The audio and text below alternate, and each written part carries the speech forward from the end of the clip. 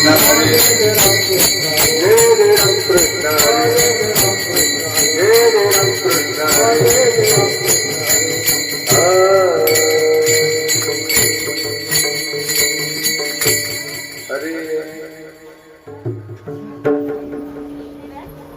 रूप पाहता लोचने सुख झाले होता गणे सुख झाले होता गणे सुख झाले होता गणे रूप पाहता लोचने सुख झाले होता गणे सुख झाले होता गणे सुख झाले होता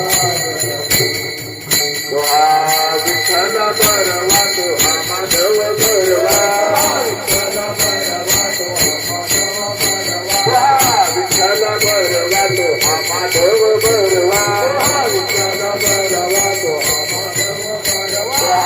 विठ्ठल बरवा तो हा माधव बरवा तो हा माधव बरवा तो हा माधव बरवा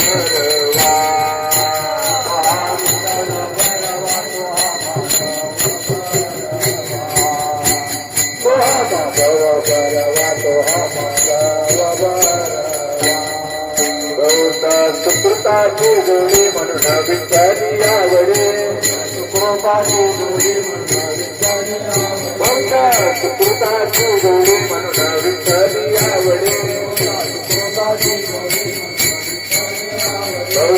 सुकृताची जोडी म्हणून विचारी आवडे म्हणून विचारी आवडी म्हणून विचारी आवडे सुकृताची जोडी म्हणून विचारी आवडे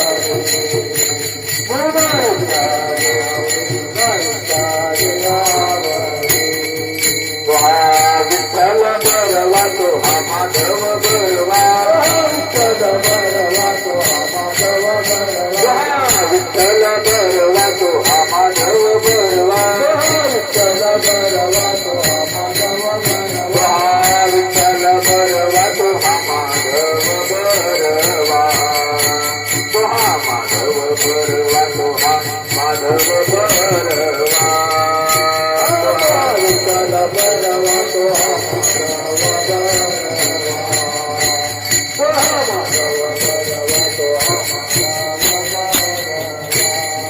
सर्व सुखाचे आदर बापर माझे जीवन सुखाचे आदर बापर माझे जीवन सर्व सुखाचे आदर बापर माझे जीवन सुखाचे आदर बापर माझे जीवन सर्व सुखाचे आदर बापर माझे जीवन बापर माझे जीवन बापर माझे जीवन सर्व सुखाचे आदर बापर माझे जीवन बापर माझे जीवन बापर माझे जीवन तो हा विठ्ठल बरवा तो हा माधव बरवा विठ्ठल बरवा तो हा माधव बरवा विठ्ठल बरवा तो हा माधव बरवा विठ्ठल बरवा तो हा माधव बरवा विठ्ठल बरवा तो हा माधव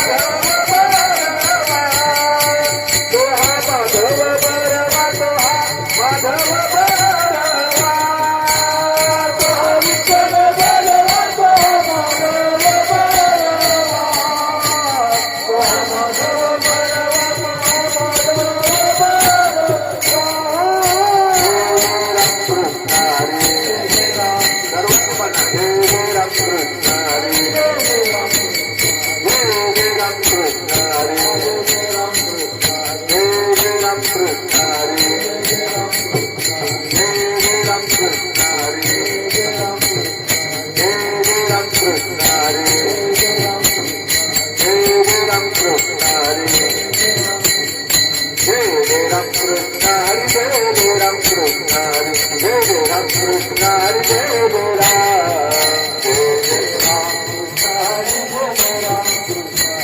Hare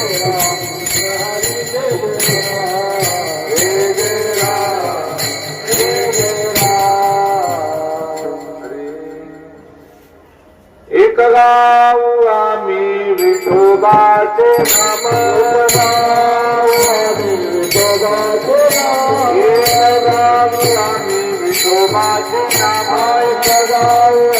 विठोबाचे नाम साधे काम नाही आता साधे काम नाही आता साधे काम नाही आता गाव आम्ही विठोबाचे नाम गाव आम्ही विठोबाचे नाम गाव आम्ही विठोबाचे नाम विठोबाचे नाम आणि साधे काम नाही आता साधे काम नाही आता साधे काम नाही आता वाटा सुख वाटा सुख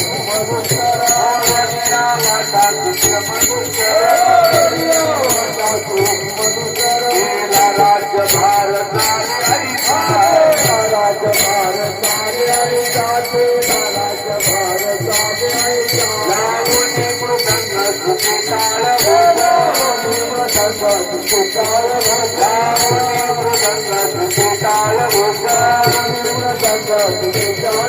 देवी ब्रह्मरस आवडी ब्रह्मरस आवडी ब्रह्मरस आवडी मोडनिया वाटा तुझ मधुकर वाटा तुझ मधुकर मोडनिया वाटा तुझ मधुकर वाटा तुझ मधुकर केला राज्य भारताने ऐका राज्य भारताने ऐका राज्य भारताने ऐका म्हणे महापातकी पतित म्हणे महापातकी पतित म्हणे महापातकी पतित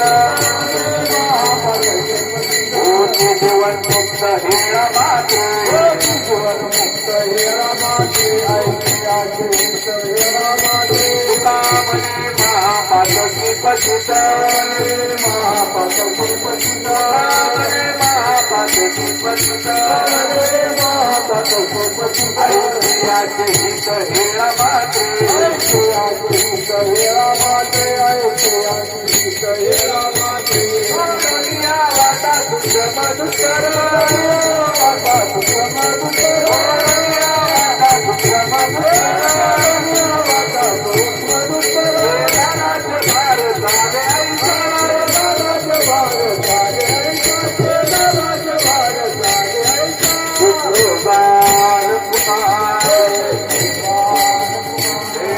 विठोबार कुमार विठोबार कुमार विठोबार कुमार विठोबार कुमार विठोबार कुमार विठोबार कुमार विठोबार कुमार विठोबार कुमार विठोबार कुमार विठोबार कुमार विठोबार कुमार विठोबार कुमार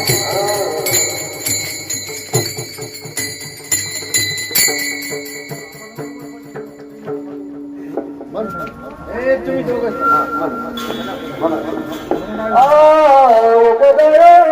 विठोबाचे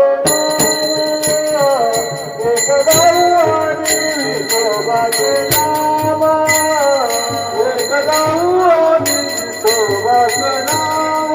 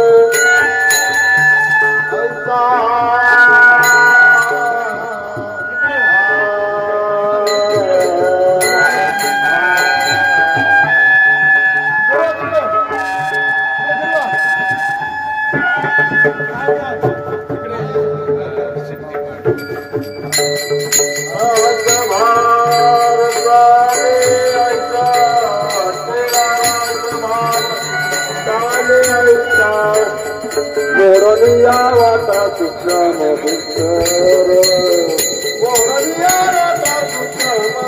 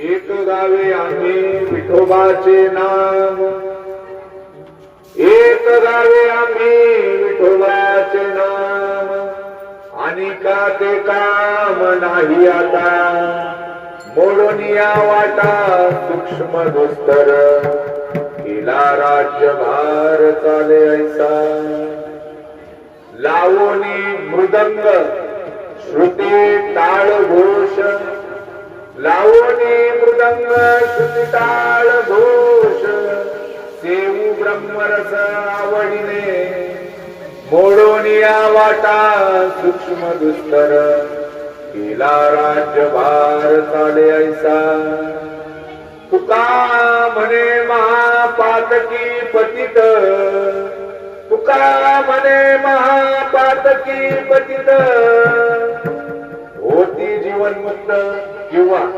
ऐसियाचे हित हेळा मात्रे मोडोनिया वाटा सूक्ष्म दुस्तर केला राज्यभार चाले ऐसा पांडुरंगा करू प्रकामान मन पांडुरंगा करू प्रकामान मन उत्तरे चरण संतांच्या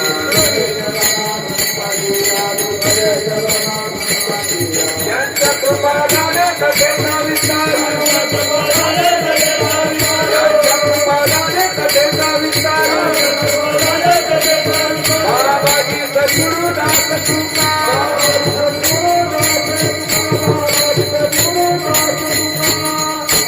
जयांचे किरिय स्मरण होय सकळ विद्यांचे अधिकरण ते जीवंतु श्री गुरुचरण ते नमस्कारुनी आता नमो सद्गुरु तुकया ज्ञान दीपा नमो सद्गुरु सच्चिदानंद रूपा नमो सद्गुरु भक्त कल्याण मूर्ती नमो सद्गुरु भास्करा पूर्ण कीर्ती सेवेलागी सेवक झालो सेवेलागी सेवक झालो तुमच्या लागलो निज चरणा तुमच्या लागलो निज चरणा तुमच्या लागलो निज चरणा तुमच्या लागलो निज चरणा तुमच्या लागलो निज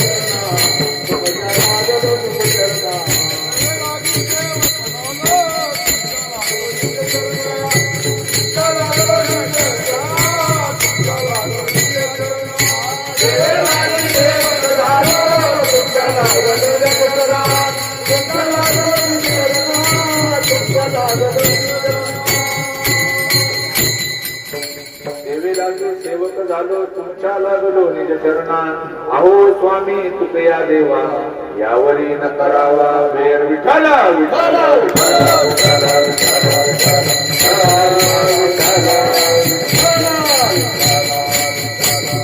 हो एक गावी आम्ही विठोबाचे नाम आणि का ते काम नाही आता मोडोनिया वाटा सूक्ष्म दुस्तर केला राज्यभार झाले ऐसा प्रस्तुत प्राप्त प्रसंगी कीर्तनरूपी सेवेसाठी घेतलेला अभंग वैराग्याचे महामेरू देहुनिवासी भगवंताचे लढीवाड ज्यांच्यासाठी निज धामाला नेण्यासाठी भगवंताने स्वतः आपलं विमान पाठवलं असे असणारे जगद्गुरु जगद्वंदनीय श्री तुकोबाराय आणि यांचा असणारा अभंग आज सेवेसाठी याकरता घेतला. अभंगाचे चिंतन करण्यापूर्वी वक्त्याचं परम कर्तव्य की किम निमित्ताने या कीर्तनाचं आयोजन करण्यात आले.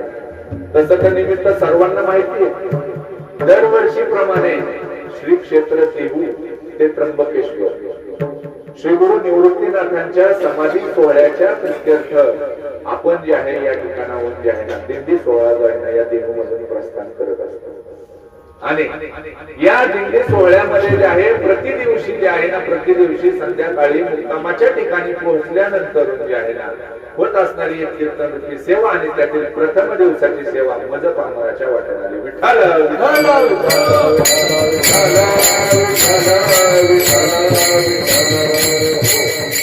खऱ्या अर्थाने बघायला गेलं या ठिकाणी जर का निरीक्षण केलं तर ना वयाने ना पात्रतेने ना अनुभवाने ना अभ्यासाने कुठल्याच बाबतीमध्ये श्रेष्ठ नसणाऱ्या अशा एका असणाऱ्या बारीक लेकराला जे आहे ना या ठिकाणी कौतुकाने जे आहे ना या ठिकाणी व्यासपीठावरती उभं केलं. मजर पाहणार आहे काय पुरपण पायीची वाहन पायी पण असू द्या. जसं लेकरू जसं जसं मोठं व्हायला लागतं तसं आई वडिलांना जसं त्याचं कौतुक असतं आणि त्याचे बोबडे बोल का होईना अतिशय आवडीने आई वडील ऐकत असतात ना अशा असणाऱ्या माझ्या पित्याच्या हृदयाने आमच्या असणारे नवनाथ प्रासादिक दिंडीचे असणारे चालक आणि मालक असणारे आमचे डवळे गुरुजींचे असणारे या ठिकाणी वंशजपणा त्यांचे असणारे उत्तराधिकारी आमचे वासुदेव महाराज डवळे असतील आमच्या गुरुमाता असणाऱ्या अक्का असतील रेणुकाई असतील आणि आमचे वेळवंडे नाना असतील यांनी जे अतिशय प्रेमपूर्वक भावनेने जे आहे ना आजच्या पहिल्या दिवसाची असणारी कीर्तनरूपी सेवा माझ्या वाट्याला खऱ्या अर्थाने कीर्तनरूपी सेवेसाठी घेतलेला अभंग बघा आपल्या संप्रदायामध्ये अलिखित प्रमाणामध्ये जे आहे अलिखित तत्वावरती जे आहे ना काही नियम सांगून केलेले. ज्यावेळेला आपण गावामध्ये अखंड हरिनाम सप्ताह करतो किंवा कुठल्याही गोष्टीचे किंवा कीर्तन महोत्सवाचं आयोजन करतो त्यावेळेला पहिल्या दिवशी जे आहे ना पहिल्या दिवशी नामपर अभंगावरती चिंतन करायचं असतं.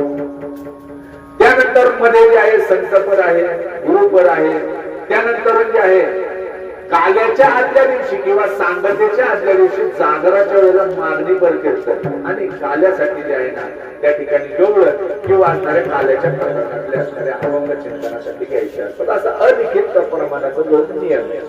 पण तुम्ही म्हणसाने अलिखित प्रमाणामध्ये हा जो नियम घातला ह्याच्या मागे काही कारण तरी असेल ना. एक लक्षात घ्या आपल्या वारकरी संप्रदायामध्ये कुठलीच गोष्ट विनाकारण केली जात नाही. कारण हा जो नियम घातला गेलाय आजच्या दिवसाचं सांगून जातो तुम्हाला, पुढच्या दिवसाचं सांगण्यासाठी पुढच्या दिवसाच्या वेळेला मी कीर्तनाला ज्या वेळेला येईल त्यावेळेला मी तुम्हाला सांगेल. विठाला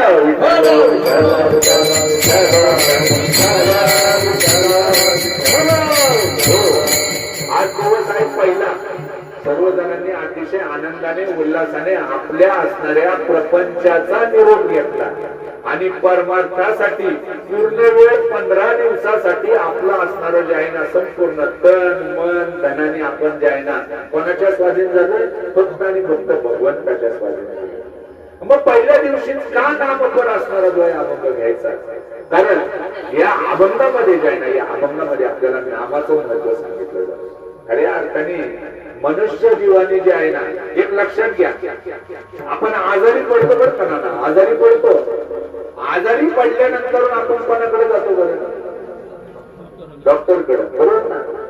पण कोण म्हणलं देऊ शकत नाही, डॉक्टरकडे जातो. मला एक गोष्ट सांगा, डॉक्टरकडे गेल्यानंतर असणारी थोडीशी घटना जी आहे ना आपल्या डोळ्यासमोर आणा.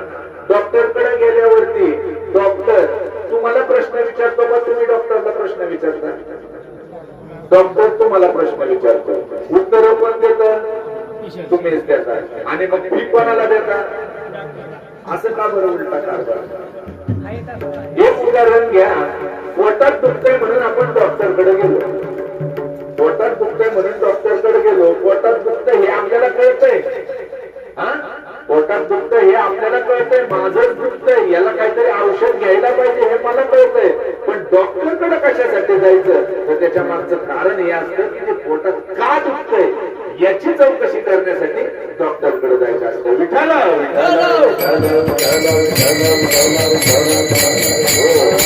तुम्ही म्हणतात मग याच्यामध्ये काय आहे? खऱ्या अर्थाने मी डॉक्टरचं सांगत नाही, पोटदुखीचं सांगत नाही. खऱ्या अर्थाने जन्म आणि मरणाच्या असणाऱ्या एका असाध्य अशा व्याधीने जे आहे ना आपण सगळेजण त्रस्त झालो. कोकडे महाराज, जन्म आणि मरण, जन्म आणि मरण सगळ्यात बिकट अशी असणारी व्याधी म्हणजे जन्म आणि मरण.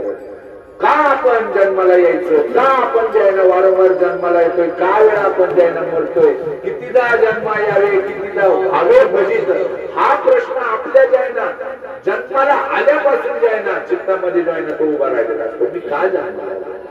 मग आपल्या जन्माचं जे आहे ना मूळ जर शोधून पाहायचं असेल तर त्याचं निदान करणारे दुसरे कोणतं? ते डॉक्टर म्हणजे साधू आणि संत. या साधू संतांनी जे आहे ना या सर्वाचा अभ्यास केला आणि त्याची उकल काढली. कशासाठी? तर आपण जन्माला कशासाठी आलो? तर देव दिला देह भगवाना भोगता,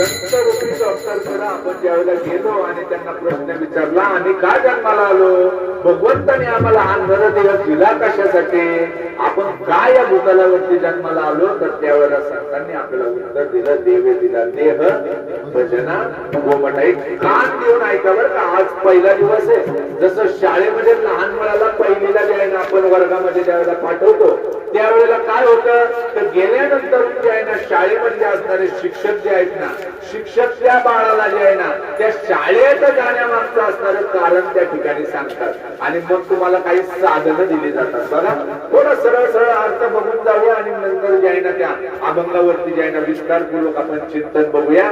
जशा पद्धतीने शाळेत गेलेल्या बालकाला शिक्षक जे आहे त्याच्या दप्तरात असणारी साधनं दाखवून सांगतात की या साधनांचा वापर करून तुला या ठिकाणी अज्ञानापासून ज्ञानी होऊन जे आहे ना घरी जायचंय, त्या कारणाने तू काय आलाय, शाळेमध्ये आलाय. आणि त्याच पद्धतीने या भूतलावरती आपण सर्व जे आहे ना, हे जड जीव जन्माला कशासाठी येतो याचं जर का मूळ बघितलं तर संतांनी याचं मूळ शोधून सांगितलं तर भजनासाठी. बघा, जर का बारीक अभ्यास केला, खऱ्या अर्थाने भगवंत, खऱ्या अर्थाने हे परमात्मा तत्व जे आहे ना, हे एकटंच होतं ज्योती स्वरूपाने. पण ते एकटं होतं. आता बघा, तुम्हाला एकटं असल्यापर्यंत जाऊन तुम्हाला कायच वाटतं, कुणीतरी दुखतं, कुणीतरी गप्पा मारायला, कुणीतरी बोलायला चालायला, कुणीतरी जे आहे ना माझ्यासोबत असावं. आणि असंच जे आहे ना भाव भगवंताच्या मनामध्ये निर्माण झाला. आणि त्यांनी जे आहे ना, त्यांनी काय केलं तर एक खेळ मांडला. काय मांडला? खेळ मांडला. थोडं लक्ष देऊन ऐका. पहिलाच दिवस आहे. पहिल्या दिवशी जर का आपण, मी जे तुम्हाला सुरुवातीला सांगितलं की घरदार सर्व त्याग करून आपण थंडी गारठ्याचं सर्व काही ऊन वारा पाऊस याची तमा न बाळगता घर सोडून जे आलोय, आपण आलोय कशासाठी याचा प्रश्न तुम्हाला कधी पडतो का माय बापांना? एक लक्षात घ्या, वारीला आपण दरवर्षी जातो. फक्त काहीतरी नियम आहे किंवा दरवर्षी आमच्या घरी जातात म्हणून वारीला जायचं का? नाही. खऱ्या अर्थाने एक लक्षात घ्या, प्राप्त झालेला प्रत्येक क्षण तो जो आहे ना सत्कारणी लागावा, तो वाया जाऊ नये. जशी घरातली एक असणारी उत्तम गृहिणी जी आहे ना, घरातला एक आणि एक रुपया जो आहे ना कारणी लागेल याच्यासाठी धडपडत असते ना, तसा आपल्याला प्राप्त झालेला हा एक आणि एक क्षण जो आहे ना, तो सत्कर्मी सत्कारणी लागावा. या कारणाने जे आहे ना, या कारणाने जे आहे ना काय तर आपण जे आहे ना वारीला आलो. मग या वारीला येऊन करायचं काय? बघा, अभंगामध्ये तुकोबराय पहिल्या चरणामध्ये म्हणतात, एक गावी आम्ही विठोबाचे नाम आणि का ते काम नाही. आता घरून निघाल्यापासून तुम्ही दुसरं काही काम केलं का? आता आल्यावर माता भगिनींनी चपात्या लाटल्या ती विषय वेगळा राहिला. पण घरून निघाल्यानंतर जे आहे ना देहूपासून असणाऱ्या या वाकीपर्यंत येईपर्यंत फक्त आणि फक्त काय केलं तुम्ही? भगवंताचं भजन केलं, भगवंताचं नामस्मरण केलं. आणि का ते काम नाही. आता पुढे जे आहे ना मोडून या वाटा सूक्ष्म दुस्तर. मग दुसरा काही उद्योग केला का तुम्ही? घरी असल्यावर आपल्याला बरेच उद्योग असतात. घराची वास्तू शांत करायची, पितर शांती करायची, पोरांचं बारसं करायचं, पोरांचं लग्न लावायचं, घरात सत्यनारायण घालायचं, वेगवेगळ्या गोष्टींचा उपयोग करून घरामध्ये शांती सुख संपदा मिळवायची. अशा अनेक असणाऱ्या उद्योगांना जे आहे ना आपण घरामध्ये असताना जे आहे ना काय करत असतो? अडकलेला असतो. पण इथं आल्यावरती तुम्ही कुठले गुरुजी बघितले का? कुठला ब्राह्मण बोलावला का? कुठली पूजा चौरण पाठ मांडली का? फक्त आणि फक्त काय केलं तर लावणी मृदंग, गळ्यामध्ये पखवाद्याचा लावलेला मृदंग, गळ्यामध्ये असणारे टाळ, विनेकराच्या गळ्यात असणारी विना म्हणजे श्रुती, यांचा एकमेकांचा मेळ जुळवून फक्त आणि फक्त काय तर ब्रह्मरस आवडीने, म्हणजे आवडीने जे आहे ना भगवंताच्या नामस्मरणाचा ब्रह्मरस आपण काय करत आलोय या ठिकाणी जे आहे ना, या ठिकाणी आपण प्राशन करत आलोय. हा, आणि पुढे काय सांगितलं त्याच्यामध्ये? तुकोबराय शेवटच्या चरणामध्ये सांगतात की तुका म्हणे महापातकी पतित होती जीवनमुक्त किंवा आयसियाचे हित हेळा मात्रे. म्हणजे काय तर एवढंच फक्त जर का केलं तर महापापी जरी असेल ना, तो महापापी बनवाय ना, तो निसता नेत्र कटाक्षाने जो आहे ना त्या ठिकाणी काय होऊन जाईल? मुक्त होऊन जाईल. हा झाला अभंगाचा सरळ सरळ अर्थ. विठाला विठाला विठाला विठाला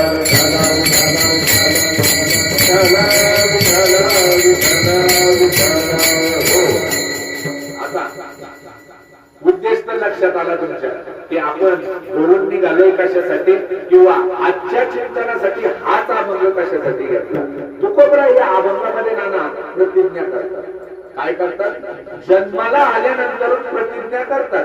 कशाची प्रतिज्ञा करतात? की आता एकदा आम्ही या वारीच्या वाटेवरती लागलो ना, आम्ही दुसरं काहीच काम करणार नाही. मग इथं आल्यानंतर काय करायचं? थोडस आमच्या शिवगुरु जे आहे ना सांगतात, तुम्ही कदाचित ऐकलं असेल.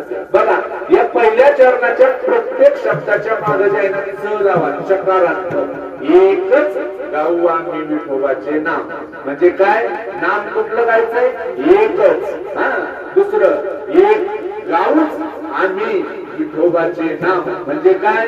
दुसरं काय उपयोग करायचा नाही, फक्त जे आहे ना विठोबाचं नामच गायचं. हा, दुसरं काय शब्द आहे विठोबाचेच, म्हणजे काय तर इथं आल्यानंतर कोणाचं नाव घ्यायचं, विठोबाचंच नाव घ्यायचं. हा, आणि चौथा जो आहे शब्द काय नामच, म्हणजे काय इथं आल्यावरती नामाखेरीज जे आहे ना दुसरं कुठलंही साधन करायचं नाही. विठ्ठला विठ्ठला विठ्ठला विठ्ठला विठ्ठला विठ्ठला बघा, खऱ्या अर्थाने प्रत्येक अभंग जो आहे ना, प्रत्येक अभंग बघायला जर गेलं तर एक अभंग एक सेपरेट ग्रंथ होऊ शकतो. बघायला गेलं विचारवंत जो असेल ना, या संतांच्या एका अभंगावरती वर्षानुवर्ष बोलले तरी पण त्या अभंगातून निघणारा रस जो आहे ना त्या ठिकाणी समजू शकत नाही. एवढा जो आहे ना गुडार्थ या साधू संतांच्या जे आहे ना अभंगांमध्ये असतो. आज जो आहे ना अभंग कशासाठी घेतला माझ्या या माता भगिनी, माझे हे सर्व असणारे जे आहेत ना हे वारकरी वर्षानुवर्षापासून आता आपल्या या दिंडीचं 25वे वर्ष चालू आहे. म्हणजे 2 तपपूर्ती झाली आणि 3ऱ्या तपपूर्तीच्या दिशेने आपण वाटचाल करतोय. नित्याने जे आहे ना दरवर्षी सालाबाद प्रमाणे आपण आपल्या असणाऱ्या प्रपंचाचा त्याग करून आपण या ठिकाणी जे आहे ना फक्त आणि फक्त भगवंताच्या भक्तीसाठी गेले 25 वर्षापासून शिकतो. मला एक गोष्ट सांगा, तुम्हाला प्रश्न विचारून जातो. माझ्या कीर्तनामध्ये मला एक सवय, काय सवय, अजून अवधाना नाही. म्हणजे काय तर काही वेळेला काय होतं, आपल्याला सवय अशी लागलेली आहे, चाललाय ना शेजारी, चाललाय ना गावकरी, चाललाय ना भावकीतला, चला आपण पण जाऊ. पण तो जातोय कशासाठी, करतोय कशासाठी याची आपण या ठिकाणी चिंता कोणाला जे आहे ना किंवा याची चौकशी कधी करत नाही. आणि इथं जे आहे ना आपलं मोडत मेन खातं एक लक्षात घ्या. काय होतं, वारीला जायचं कशासाठी. आजचा अभंग अतिशय विशेष आहे, वारकऱ्यासाठी अतिशय विशेष आहे. बघा, वारीला आपण जायचं कशासाठी असतं. वारी म्हणजे काय, मी कायम सांगत असतो, वारी म्हणजे एक प्रकारची जी आहे ना एक ट्रेनिंग इन्स्टिट्यूट असतं. म्हणजे काय तर एक अप्रेंटिस म्हणतात ना, जसं शाळेमध्ये जे आहे ना शिक्षण झाल्यावर एका कंपनीमध्ये पाठवलं जायचं आणि तिथं जे आहे ना कामाचं जे आहे ना त्या ठिकाणी प्रात्यक्षिक म्हणजे प्रॅक्टिकल करायला पाठवायचे, बरोबर की नाही. आणि ते प्रॅक्टिकल जर का चांगलं केलं तर त्या असणाऱ्या जे आहे ना त्या कामगाराला त्या ठिकाणी जे आहे ना काय केलं जायचं, कायम केलं जायचं. मग ती अप्रेंटिस 6 महिन्याची असायची, वर्षभराची असायची, 3 वर्षाची असायची, त्याच्या कामाच्या स्वरूपानुसार. आणि ही वारी पण जी आहे ना ही वारी अशाच प्रकारची अप्रेंटिस आहे या प्रत्येक वारकऱ्यासाठी. कशासाठी, आपण सुरुवातीला प्रमाणामध्ये बघून गेलो तर देव दिला देह जना गोपटा तो या झाला फाटा बाधिकेचा. भगवंताने दिलेला देह. पहिला प्रश्न, आपण जन्माला कशासाठी आलो. आपण जन्माला आलोय भगवंताचं नामस्मरण करण्यासाठी. मग तुम्ही म्हणसाल आपण देवाचं नामस्मरण करण्यासाठी आलोय, हे कुणी लिहून ठेवलंय बाबांनो, कुणी सांगितलंय, असं काय आम्ही अग्रीमेंट करून आलो का जन्माला आल्यानंतर देवाचं नामस्मरण करेल. तर खऱ्या अर्थाने खरंच आपण असं अग्रीमेंट करून आलोय. कुठे अग्रीमेंट केलंय, आपण आईच्या पोटामध्ये आपण अग्रीमेंट करून आलोय. आईच्या गर्भामध्ये असताना आपण कशा पद्धतीने असतो बरं. आता सोनोग्राफी बऱ्यापैकी सगळ्यांनी बघितली, ते बाळ कशा स्थितीमध्ये असतं आईच्या गर्भामध्ये, खाली डोकं आणि वर पाय, म्हणजे उलट टाकलेलं असतं. किती दिवस, 9 महिने 9 दिवस. आता तुम्ही कल्पना करा, 9 मिनिट जर का आपल्यासारख्याला उलट टाकलं तर आपली काय परिस्थिती होईल. आणि जर त्या बाळाला 9 महिने 9 दिवस अशा पद्धतीने उलट टाकून ठेवलेलं असेल तर ते किती काय वया करत असेल आणि त्याला किती त्रास होत असेल. पण त्याच्यामध्ये जे सुख गाव नाही ना, त्या मातेच्या गर्भामध्ये काय काय मलमूत्राचा गाभ आहे, तिथं जठराग्नी जो आहे प्रज्वलित झालेला आहे. आणि अशा असणाऱ्या हालाकीच्या ज्या आहे ना परिस्थितीमध्ये त्या बाळाला किती दिवस राहावं लागतं, 9 महिने 9 दिवस. त्या बाळाला जे आहे ना ज्या वेळेला या परिस्थितीत राहावं लागतं ना तर ते बाळ जे आहे ना धावा करतं. आपण जे आहे महाभारत भागवत सर्वांनी ऐकलंय. त्या भागवतामध्ये परीक्षित राजाचं जे आहे ना आपण उदाहरण बघितलंय. परीक्षितावरती ज्या वेळेला द्रोणाचार्यांच्या असणाऱ्या पुत्रांनी म्हणजे अश्वत्थाम्याने ज्या वेळेला ब्रह्मास्त्र जे आहे ना टाकलं, त्यावेळेला त्या परीक्षिताने जे आहे ना गर्भामध्ये जे आहे ना त्याला वाचवण्यासाठी कोण गेलं, भगवान श्रीकृष्ण गेले होते. खऱ्या अर्थाने फक्त परीक्षिताची कथा नाही, तुम्ही आम्ही असेच परीक्षित आहोत. असंच ब्रह्मास्त्र जे आहे ना आपल्यावरती टाकलं गेलं होतं आणि त्यातूनच जे आहे ना आपलं संरक्षण करण्यासाठी आपण त्या भगवंताचा धावा केला. आणि त्या धावा केल्यानंतर भगवंत आला. पण भगवंत हा असा व्यापारी आहे ना, तुम्हाला सांगतो की घेतो, काहीतरी घेतो, तेव्हा काहीतरी देतो. देवाने तिथं सांगितलं बाबा काय म्हणायचं, तो जीव म्हणतो देवा अरे सोडव एक वेळा तरी या दुःखा वेगळे. अरे देवाला प्रार्थना करतो आणि ते प्रार्थना केल्यानंतर जे आहे ना तो देवच आहे ना, देव त्याला म्हणतो का फुकट करायला मी मोकळा बसलोय का, तुला मी मोकळं करीन, तू मला काय नाही. आणि त्यावेळेला जे आहे ना त्यावेळेला आपण देवाला एक शब्द देऊन आलोय, आठवीन पाय हा माझा नवस, आठवीन पाय हा माझा नवस,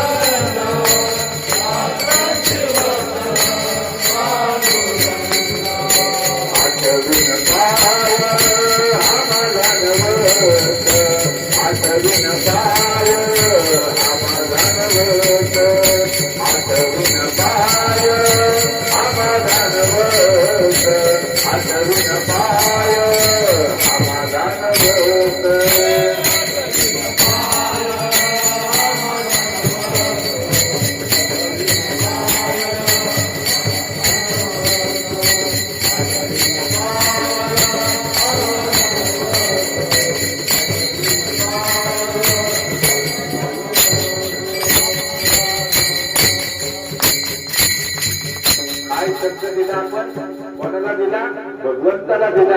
त्या गर्दीच्या यातनांतून मुक्त करण्यासाठी आपण शब्द देऊन आलोय देवा अरे एक वेळा ह्या दुःखातून वेगळं कर बाबा. काय करेल मी, आठवीन पाय हा माझा नवस. पुढचा शब्द अतिशय महत्वाचा आहे, काय आहे, रात्रंदिवस पांडुरंग. वचन दिलेलं आलं ना लक्षात सगळ्यांच्या, आठवलं का आता झालेलं एग्रीमेंट आलं का आईच्या गर्भामध्ये असताना. आणि मग त्यावेळेला देवानी जे आहे ना सोहम नावाचं जे आहे ना एक शस्त्र तुमच्या हातामध्ये दिलं. म्हणजे काय, मीच परमात्मा स्वरूप आहे, मीच परमात्मा स्वरूप आहे. एवढाच जप करत राहा, तू निश्चितच जे आहे ना या दुःखातून जे आहे ना तरुण जाशील. पण होतं असं, मातेच्या गर्भातून जसा आपण जे आहे ना या भूलोकामध्ये जे आहे ना या मृत्यूलोकामध्ये आपण जन्म घेतो ना, या माईक जगतामध्ये जन्म घेतो ना, त्या सोहमला जे आहे ना आपण विसरून जातो. आणि त्यावेळेला कोहम कोहम कवा कवा कवा कवा करत जे आहे ना आपण बाहेर येतो. असंच म्हणतो ना, जन्माला आलेलं बाळ काय म्हणत असतं, कवा कवा कवा. देव म्हणतो हे माझं नाव, तो म्हणतो मी कधी सांगितलं, कवा कवा कवा. बघा पहिला जो आहे ना करार बसतो तिथंच. ज्या वेळेला देव वसुलीला येतो आणि तो तुम्ही त्याला जे आहे ना शब्द तुमचा ज्या वेळेला नाकारताना त्यावेळेला देव म्हणतो कवा, आता मी तुला सांगतो कवा. मग आपण असणाऱ्या जे आहे ना या प्रपंचाच्या संपूर्ण फेऱ्यामध्ये अडकतो. मग हे प्रपंचामध्ये येणारे सुख दुःख ही कशामुळे येतात, त्याचं कारण एकच, तेव्हा झालेलं एग्रीमेंट आपण काय केलंय, नाकारलंय. विठ्ठल विठ्ठल विठ्ठल विठ्ठल विठ्ठल विठ्ठल. आता शब्द वचन सगळ्यांच्या लक्षात आलं. रात्रंदिवस पांडुरंगा मी तुझं नामस्मरण करेन. आता एक प्रामाणिकपणे मला एक सांगा, तुम्हाला हात जोडून विचारतो, कोण रात्रंदिवस देवाचं जे आहे नामस्मरण करता का? खऱ्या अर्थाने या वचनाच्या जर का नियमाला जर आपल्याला लागू व्हायचा असेल तर खऱ्या अर्थाने आवडीने 24 तास देवाचं नामस्मरण केलं पाहिजे आणि सवडीने प्रपंच केला पाहिजे. बरोबर का नाही? पण आपण बरोबर याच्या काय करतो, उलट करतो. आपण आवडीने काय करतोय, हा, आणि सवडीने काय करतो, परमार्थ करतो. म्हणजे काय, तर सकाळी जे आहे ना, उठल्यानंतर थोडेसे देव खंगाळून काढेपर्यंत देवाचं थोडंफार चिंतन असेल. चिंतन काय, तर कुठला देव आहे, त्याचे डोळे जरा जरा चष्म्यावर आलेले असतात. बाबा कुठला देव आहे, त्याचा गज कुठं लावायचा, नाक कुठं, तोंड कुठं, आणि ते ओळखण्यापुरतं ते देवाचं नाव घेतात. हा खंडोबाचं नाही ना, हा ज्योतिबाचं नाही ना, हे तुळजा भवानीचं नाही ना, म्हणून तुम्ही त्या देवाचं नाव घेता. त्याच्या व्यतिरिक्त दिवसभर पुन्हा तुम्हाला देव आठवतो का? आणि संध्याकाळी एखादा जे आहे ना, एखाद्याच्या देवाऱ्यातला देव नशीबवान जर असेल ना, सांगायला अतिशय शोक वाटतो ना.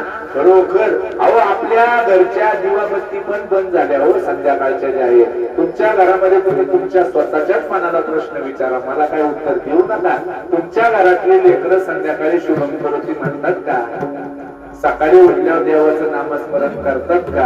अहो, जर का एवढी शोकांतिक आहे काय, तर या 2 घडीला तरी नित्यनेमाने तुम्ही देवाचं नामस्मरण करता का? अहो, सांगितलंय काय, रात्रंदिवस पांडुरंगाचं नामस्मरण करीत, पण आपण तिथं करत नाही. म्हणून मग साधू संतांनी याच्यावर एक औषध शोधलं. काय, म्हणून मी डॉक्टर आणि साधू संत यांच्या आधी जे आहे ना, सांगड घालून दिली.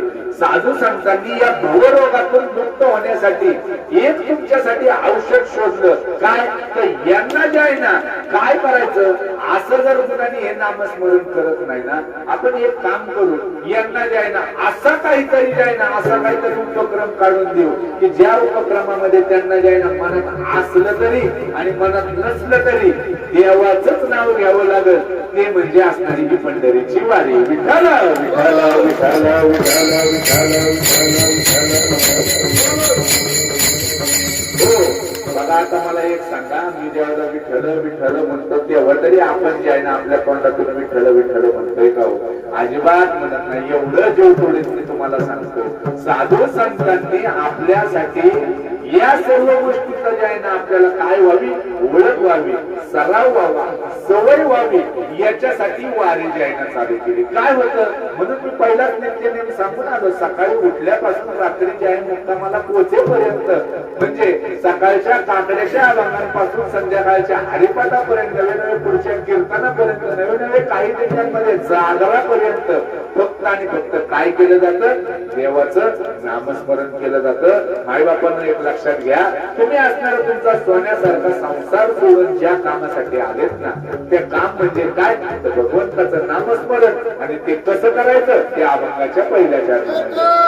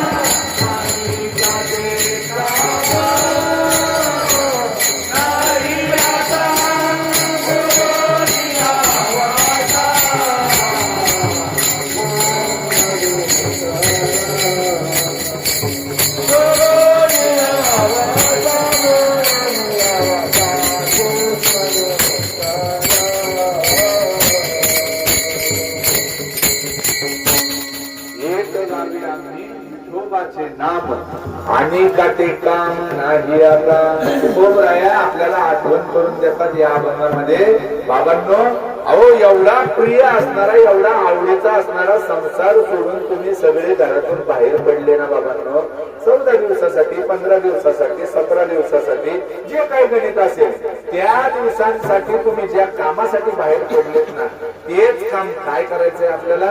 इमानदारीने करायचंय. हा, खऱ्या अर्थाने बघा, सगळ्यांना माहितीये आपल्या सगळ्यांच्या घरात बरेचपैकी शेतकरी कुटुंबातले लोक आहे, बरोबर का नाही? रोजाने आणलेला गडी जर का त्याला ज्या कामासाठी आणलंय त्यांनी जर का ते काम काय केलं, पूर्ण केलं, तर तुम्ही त्याला काय देता? रोज देता. आणि जर तो आला आणि तुमच्या खड्यामध्ये जाऊन मस्त हातरून टाकला आणि झोपला, तर संध्याकाळी तो ते असणाऱ्या रोजाचा अधिकारी होईल का? अजिबात होणार नाही. अहो तुम्ही कुठल्या कारणासाठी आले? खऱ्या अर्थाने मी सांगितलं, संतांनी तुम्हाला जे आहे ना याची सवय व्हावी. काय नाही, अहो 15 दिवस अखंडितपणे फक्त आणि फक्त देवाचं नामस्मरणच करायचंय. बरं, याच्यातून फायदा काय होतो? आता माझ्याकडे बघून तुम्हाला मी सांगतो, माझ्या अनुभवातलं सांगतो. खऱ्या अर्थाने जे आहे ना बघा, वारीला ज्या वेळेला घरातून जे आहे ना वारकरी घरातून बाहेर पडतो, मला एक गोष्ट सांगा, जसं घरामध्ये असताना तुम्हाला जे आहे ना सकाळपासून संध्याकाळपर्यंत एकच चिंता लागलेली असते की अरे माझं 2 टायमाच्या जे आहे ना भोजनाचं काय, माझ्या निवाऱ्याचं काय, माझ्या असणाऱ्या जे आहे ना चांगल्या वाईटाचं काय, बरोबर की नाही? पण वारीला निघाल्यानंतर तुमच्यापैकी कोणाच्या मनामध्ये हा प्रश्न पडलेला असतो का, हो मला सकाळी चहा भेटेल का, मला जे आहे ना दुपारी नाश्ता भेटेल का, मला पोटभर नाश्ता भेटेल का, दुपारी जेवण भेटेल का? अहो इथं जर का बघितलं, आजच्या दिवसाचं जर का गणित काढलं, मला एक सांगा, अहो अशा सासांना मागून मागून एखाद्याच्या हाता कप भेटत नाही, अशा सासांना आज जवळजवळ 10 ते 11 वेळाच्या हाता कप प्यायला भेटला की नाही? आणि तो बी आयता जागेवर आणून. अहो काही ठिकाणी तर दुधाची ग्लासच्या ग्लासवरून काय, तर म्हणजे काय, ज्याची चिंता तुम्हाला जे आहे ना प्रपंचात असताना राहते, सगळ्यात पहिला प्रश्न तुमचं उदरभरण, त्याची चिंता राहते का? हो नाही. तुमचं योगक्षेम, तुमचं असणारं बलं बुरं बघण्याची जी आहे ना जबाबदारी तुम्हाला घ्यायची असते का? नाही. तुम्ही फक्त नामस्मरण करत चालत राहायचं. तुमची जबाबदारी वाहणारा दुसरा कोण असतो? तो भगवंत असतो. तो काय असतो? तो मागे पुढे उभा राही सांभाळीत, आलिया आघात निवारा या पुढं, योग क्षेम त्यांचे जाणे गड भारी, वाट जावी करी तरुणिया. अहो वारीच्या वाटेवरती एखादा वारकरी चुकला तरी एखादा म्हणतो, तिथलाच गावकरी येतो म्हणतो, थांबा तुम्हाला माहित नाही ना बाबा, बसा माझ्या गाडीवर, नाहीतर चला माझ्या बरोबर. आता मी बघितली दिंडी पुढे जाताना तुम्हाला हाताला धरून पुढे घेऊन जातो. खऱ्या अर्थाने वारीमध्ये आल्यानंतर आपल्याला हा विश्वास मिळवून जायचा असतो. कशाचा विश्वास? की बाबांनो, तुम्ही फक्त तुम्हाला निघून दिलेलं काम जर का केलं तर देव तुमच्या सगळ्या गोष्टीची जी आहे ना काय करणार आहे, तरतूद करणारे. मी मगाशी सांगून गेलो, मी माझा अनुभव सांगतो. आता तुम्ही मला सांगा, मी जवळजवळ 10 वर्षापूर्वी याच विश्वासाच्या, किंवा मला एक सवय प्रयोग करायची, परीक्षा घ्यायची. जसं परीक्षितीने परीक्षा घेतली, तो जन्माला आल्यानंतर तो प्रत्येकाकडे बघायचा आणि म्हणायचा हात नव्हता, हात नव्हता, हात नव्हता, हात नव्हता. ज्यांनी ब्रह्मास्त्रापासून माझं संरक्षण केलं, तो परीक्षित जन्माला आल्यानंतर प्रत्येकाकडे बघायचा आणि त्याच्यामध्ये कोणाला शोधायचा? त्या भगवान श्रीकृष्णाला शोधायचा. म्हणून त्याला परीक्षिती असं नाव पडलं. मग मी पण जे आहे ना भागवत ऐकल्यानंतर जे आहे ना प्रयोग केला, बघू तर खरं बघा. मग त्याच्यामध्ये एक उदाहरण मी कायम माझ्या चिंतनामध्ये सांगत असतो. लहान बाळ असतं बघा, लहान बाळ पूर्वीची, आताची बाळ लय नाजूक झाली. पूर्वीची बाळ जी होती ना, आपण लहान बाळ असताना लाडामध्ये त्याला जर खेळवायचं म्हणलं तर त्या लहान बाळाला त्याची आई, त्याची आजी, त्याचा मामा, त्याचे वडील असे हातामध्ये घेतात आणि थोडं वरती भिरकावतात. बघा बरं का, भिरकावल्यानंतर ते बाळ खाली येताना कसं येतं बरं? हसत येत, बरोबर ना?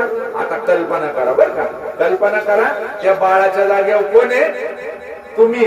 आणि तुम्हाला असंच 4 जणांनी धरलं आणि वर फेकलं, तुम्ही कसे असाल?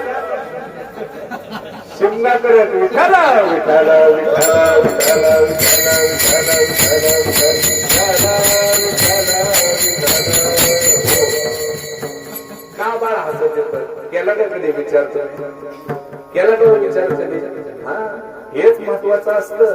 का देव दिवसभराचं फक्त चालतोय, आपण दुसरं काही करत नाही? का वेळच्या वेळेला खायला प्यायला देतो? का माझ्या सर्व गोष्टी, माझं योगक्षेम बघतो? तसंच ते बाळ का हसत खाली येतं? त्याच्या मागचं गुड जे चिंतनातून मला प्राप्त झालं, साधू संतांच्या कृपाशीर्वादाने जे कळालं ना, ते तुम्हाला सांगून जातो. इकडे लक्ष द्या. त्या बाळाला जे आहे ना, त्या बाळाला ज्यावेळेला वर फेकलं जातं ना, खाली येताना त्याच्या फेकणाऱ्यावरती म्हणजेच त्याच्या आईवरती, त्याच्या नातलगावरती काय असतो? हा, वा वा, म्हणजे सगळं कळतंय, पण वळण विठाला विठाला विठाला विठाला आता बाळाचं झालं. आता तुम्हाला फेकल्यानंतर तुम्ही का हसत येत नाही? याच्यामुळे याच्यातून काय सिद्ध होतं? तुमचा कोणावरती विश्वास आहे का? तुमचा विश्वास आज ज्यांनी फेकलंय ते झेलतील, हा विश्वासच नाही. त्याच्यामुळे आपण काय करतो? तर वरतून रडत किंवा ओरडत खाली येतो. सगळ्यात महत्वाचं भांडवल एकच आहे. आमच्या श्री गुरूंनी सांगितलं, काही नसतं, एकच काम, एकच भांडवल. काय? तर विश्वासाचं भांडवल. ग्रंथ वाचत असताना एकच विषय जे आहे ना, आम्ही जे आहे ना, एक गोष्ट घेऊन चालायचं. आपल्याजवळ कायम एक पिशवी ठेवत चाला. कशाची पिशवी ठेवायची? तर विश्वासाची पिशवी, आणि फुल भरून ठेवायची. हा, मला माहितीये ना, तो आहे म्हणजे मला काय कमी पडते, एवढा विश्वास तुमच्या खिशात ठेवायचा. आणि रस्त्याने जाताना जो भेटल ना, त्याला तो काय वाटत फिरायचा? विश्वास वाटत फिरायचा. आलं लक्षामध्ये? म्हणजे काय? तर बाबा रे, मला तारलंय, तुला तारणार नाही का? पण तू काय कर, एकदा त्याचं नामस्मरण तरी घे. विठाला विठाला विठाला विठाला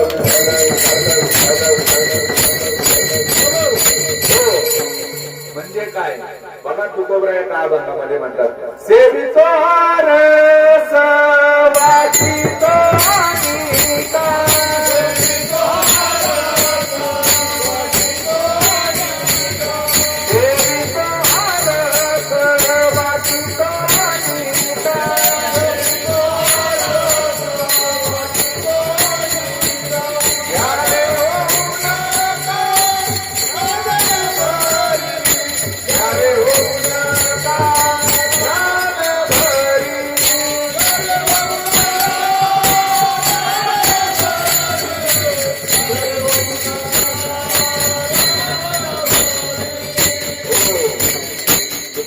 काय म्हणतात?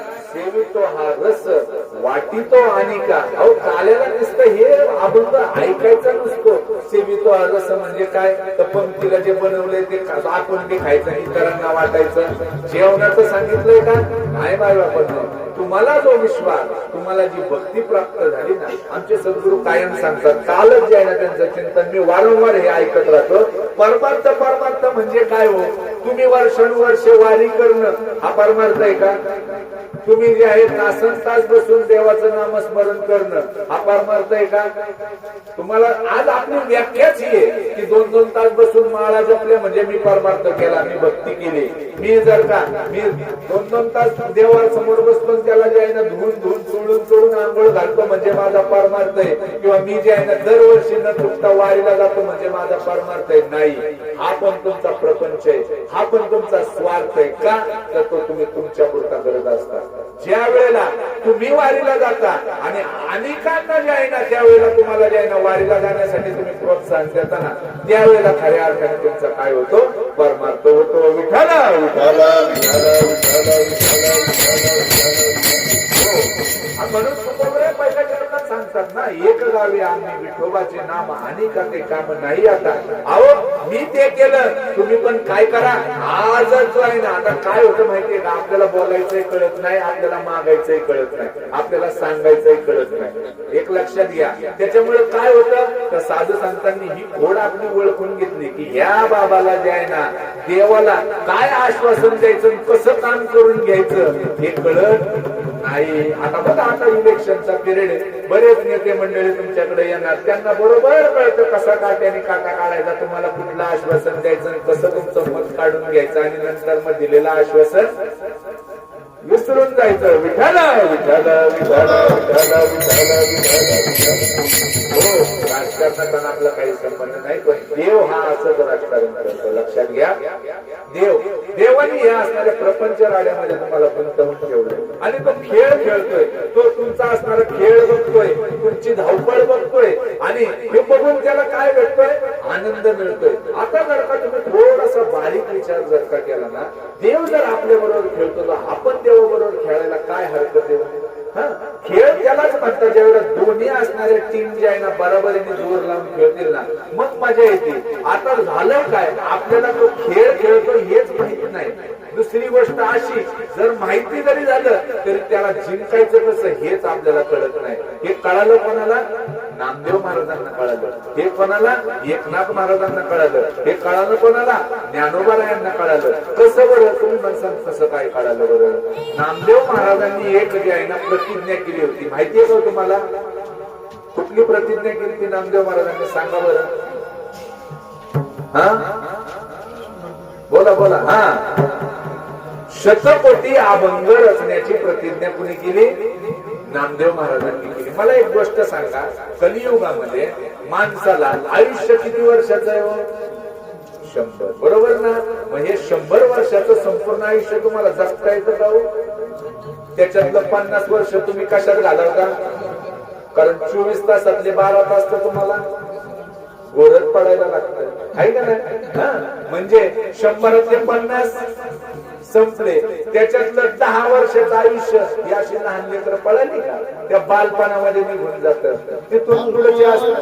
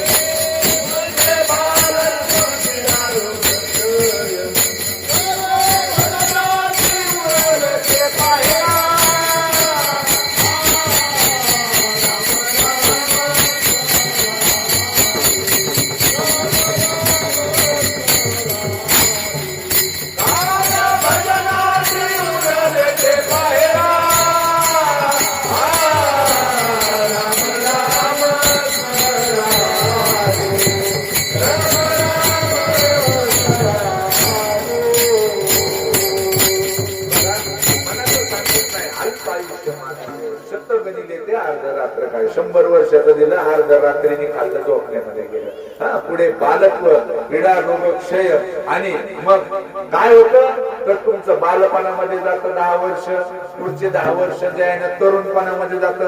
काय होतं? गरम रक्तामध्ये. मग त्याच्यामध्ये जे आहे ना आयुष करणं, आराम करणं, इकडं तिकडं जे आहे ना मोठ्या गाड्या घेऊन फिरणं, त्याच्यामध्ये जातं. तिथून पुढचं असणारं 10 वर्ष जातं कशात? प्रपंचामध्ये. लग्न लागून गेलं की मग घरच्यांचं संगोपन करण्यात जातं आणि नंतर मग कुठंतरी जे आहे ना मनात तुमचा विचार येतो, आता तरी देवाचं नाव घेऊ, पण तवर तोंडामध्ये दात उरलेले नसतात, हातापायामध्ये जीव उरलेला नसतो आणि मग काय डोंबल्याचं देवदेव होणार आहे का? अजिबात होत नाही. आणि म्हणूनच जे आहे ना नामदेव महाराजांनी प्रतिज्ञा केली. जागेवर येऊन परत तुम्हाला जे आहे ना सांगतो, कसं डोकं चालवलं. खेळाविषयी आपण बोलत होतो, बरोबर की नाही? अहो, नामदेव महाराजांनी प्रतिज्ञा केली, मी 100 अभंग करीन. देव म्हणला, अरे बाबा नामदेवा, तुझा माझा एवढा, तुझा माझ्याकडे एवढा वशील आहे म्हणून काही पण संकल्प करायचा का? 100 अभंग. अरे 100 वर्षातले 50 वर्ष, त्याच्यातलं हे सगळी विभागणी झाल्यानंतर तुझ्याच्याने 100 अभंग होतील का? अरे श्वास तरी भेटलेत का तुला 100? हे होणं शक्य नाही. नामदेव महाराज म्हणले, घालू तयावरी भार, सुखे वाहुआ संसार. त्यांना माहित होतं, देवा मला काय बाकी माहित नाही, मी कोणाच्या सत्तेने बोलतो, मी कोणाच्या जीवावरती उड्या मारतो, तुझ्या जीवावरती. आता संकल्प मी केलाय, तुझ्यावर भार घातलाय, कसं करायचं आणि कसं करून घ्यायचं हे सगळं कोणाकडे लागलं? तुझ्याकडे लागलं. विठ्ठल विठ्ठल विठ्ठल विठ्ठल विठ्ठल. हो, आता तुम्ही म्हणता याचा खेळ काय कळले? नामदेव महाराजांना माहित होतं की या आल्या आयुष्यामध्ये माझ्याच्याने 100 अभंग होतील का? नाही म्हणा. पण जर मी संकल्प सोडला तर तो संकल्प पूर्ण करण्यासाठी जरी मला दुसरा जन्म घ्यावा लागला. आता मला एक गोष्ट सांगा, या इथं ज्या आहे ना गाई आणि म्हशी ज्या बांधलेल्या आहेत किंवा तुमच्या दारामध्ये जे 4 पायाचे फिरतात ना, ते त्यांनी जर मनात आणलं तर त्यांना अभंगाची रचना करता येईल का? नाही. म्हणजे पशु योनीमध्ये किंवा तुमच्या कीटक योनीमध्ये, वृक्ष वेलीच्या योनीमध्ये जर गेले तर तुम्हाला अभंग रचता येणार नाही. अभंग रचायचं तर तुम्हाला कुठल्या जन्माला जावं लागेल? बोलत चला, माणसाच्या जन्माला. बर निस्तच माणूस होईल का भोपडे महाराज? अहो अभंग रचायचे म्हणल्यावर त्याच्या बापदाद्यापासून त्या घरामध्ये काय असलं पाहिजे? देवाची भक्ती असली पाहिजे. त्याला जे आहे ना आईच्या गर्भात असताना जे आहे ना काय पडलं पाहिजे कानावरती? देवाचं नामस्मरण पडलं पाहिजे. त्याच्या घरामध्ये जे आहे परंपरा असली पाहिजे भक्तीची. तर कुठं जे आहे ना चांगला पुत्र जन्माला येईल आणि त्याच्या मनामध्ये जे आहे ना काय निर्माण होईल? तर भगवंताचे अभंग रचण्याची इच्छा निर्माण होईल. बरं तिथून पुढं नुसती इच्छा निर्माण होऊन उपयोग आहे का? अहो ते रचण्यासाठी बुद्धी पाहिजे, संपूर्ण धडधाकट शरीर पाहिजे आणि त्याच्यासाठी तुम्हाला सवड पाहिजे. म्हणजे तुम्हाला सुदृढ शरीर मिळेल, तुमच्या घरामध्ये वातावरण चांगलं असेल, चांगल्या खात्यापित्या घरामध्ये तुमचा जन्म होईल. त्याच्यानंतर पुढं काय? तर एवढं जरी झालं तरी तुम्हाला जे आहे ना ते करण्यासाठी प्रेरणा देणारं कुणीतरी भेटलं पाहिजे ना. गुरु शिवाय कोणी तुम्हाला प्रेरणा देत नाही. मग चांगला सद्गुरू भेटला पाहिजे. बघा नामदेव महाराजांनी एक संकल्प केला, पण ते एका संकल्पामध्ये त्यांनी काय काय जिंकलं? नरदेह जिंकला. दुसरी गोष्ट, चांगल्या कुळामध्ये जन्म प्राप्त करून घेतला, सुदृढ शरीर प्राप्त करून घेतलं. त्याच्यानंतर जे आहे ना चांगल्या कुळामध्ये, चांगल्या संस्कारामध्ये, चांगल्या सद्गुरूचं जे आहे ना प्राप्ती करून घेतली आणि मग जे आहे ना त्यांनी त्यांचा पद पूर्ण केला. 100 कोटी अभंग करायचे तर 96 कोटी अभंगाची रचना झाली. 4 कोटी शिल्लक राहिले. हे 4 कोटी आता रचायचं ओझं कोणावरती होतं? कोणावर? देवावरती होतं. मग त्याची जी आहे ना पुढची तरतूद करायची जबाबदारी कोणाची? बोला बोला. देवाची. मग देव 250 वर्ष, किती? 250 वर्ष चांगलं घर शोधत होता आणि मग विश्वंभर बाबांचं घर सापडलं. ते घर असं होतं की काही मागणे ते अमानुचित वडिलांची रीत सांगत जाणत असे. आणि असं असणारं कुळ फक्त आणि फक्त भक्ती करायची, देवाकडे काय मागायचं नाही ना, असं विश्वंभर बाबांचं जे आहे ना कुळ निवडलं. आणि त्या कुळामध्ये जे आहे ना नामदेव महाराजांनी जे आहे ना जगद्गुरु तुका अवतार नामयाचा म्हणजे पुढचा असणारा जन्म सार्थकी लागण्याची तरतूद कुठल्या जन्मात केली? मागच्या जन्मात. अहो आम्ही याच जन्माच्या हिताची तरतूद करतो का? हो नाही करत. आणि ही करण्यासाठी खऱ्या अर्थाने ही वारी. विठ्ठल विठ्ठल विठ्ठल विठ्ठल विठ्ठल. हो तुकोबरायांचा जन्म झाला. तुकोबरायांनी बघितलं, तुम्ही जर जीवन काळ बघितला तर संपूर्ण आयुष्यभर भगवंताचं नामस्मरण केलं. अहो शौचाला बसले तरी तुकोबराया विठ्ठल विठ्ठल म्हणायचे. आता त्या कथा सगळ्यांनी ऐकल्या, त्या सांगण्यात वेळ घालवत नाही. पण खऱ्या अर्थाने एवढा त्यांचा जे आहे ना त्यांच्या मनाला छंद लागला होता. माझी मज झाली अनावर वाचा छंद या नामाचा घेतलासे. आणि असा जो आहे ना जन्म नामदेव महाराजांचा झाला. बघा आपणच असाच खेळ खेळायला शिकायचं. एक लक्षात घ्या. आता आम्ही तर सुरुवात केली, आता तुम्ही पण करावी. म्हणून खऱ्या अर्थाने मला वाटतं तुकोबरायांची इच्छा असेल, निवृत्तीनाथांची इच्छा असेल किंवा माऊलींची इच्छा असेल की आज मला या ठिकाणी कीर्तनासाठी पाठवलंय. विठ्ठल विठ्ठल विठ्ठल विठ्ठल. हो मी केलेला संकल्प सांगतो म्हणजे मी तुम्हाला सांगण्यासाठी अधिकारी होईल. मी जे आहे ना 4 वर्षापूर्वी नाना आपल्या दिंडीमध्ये चालत असताना जे आहे ना एक संकल्प केला होता की रोज तुकोबरायांच्या एका अभंगावरती चिंतन, एका अभंगाचं नित्य जे आहे ना दिवसभर पठण करायचं किंवा त्यांचं असणारं जे आहे ना रोज निदान एक अभंग तरी वाचायचा हा संकल्प केला.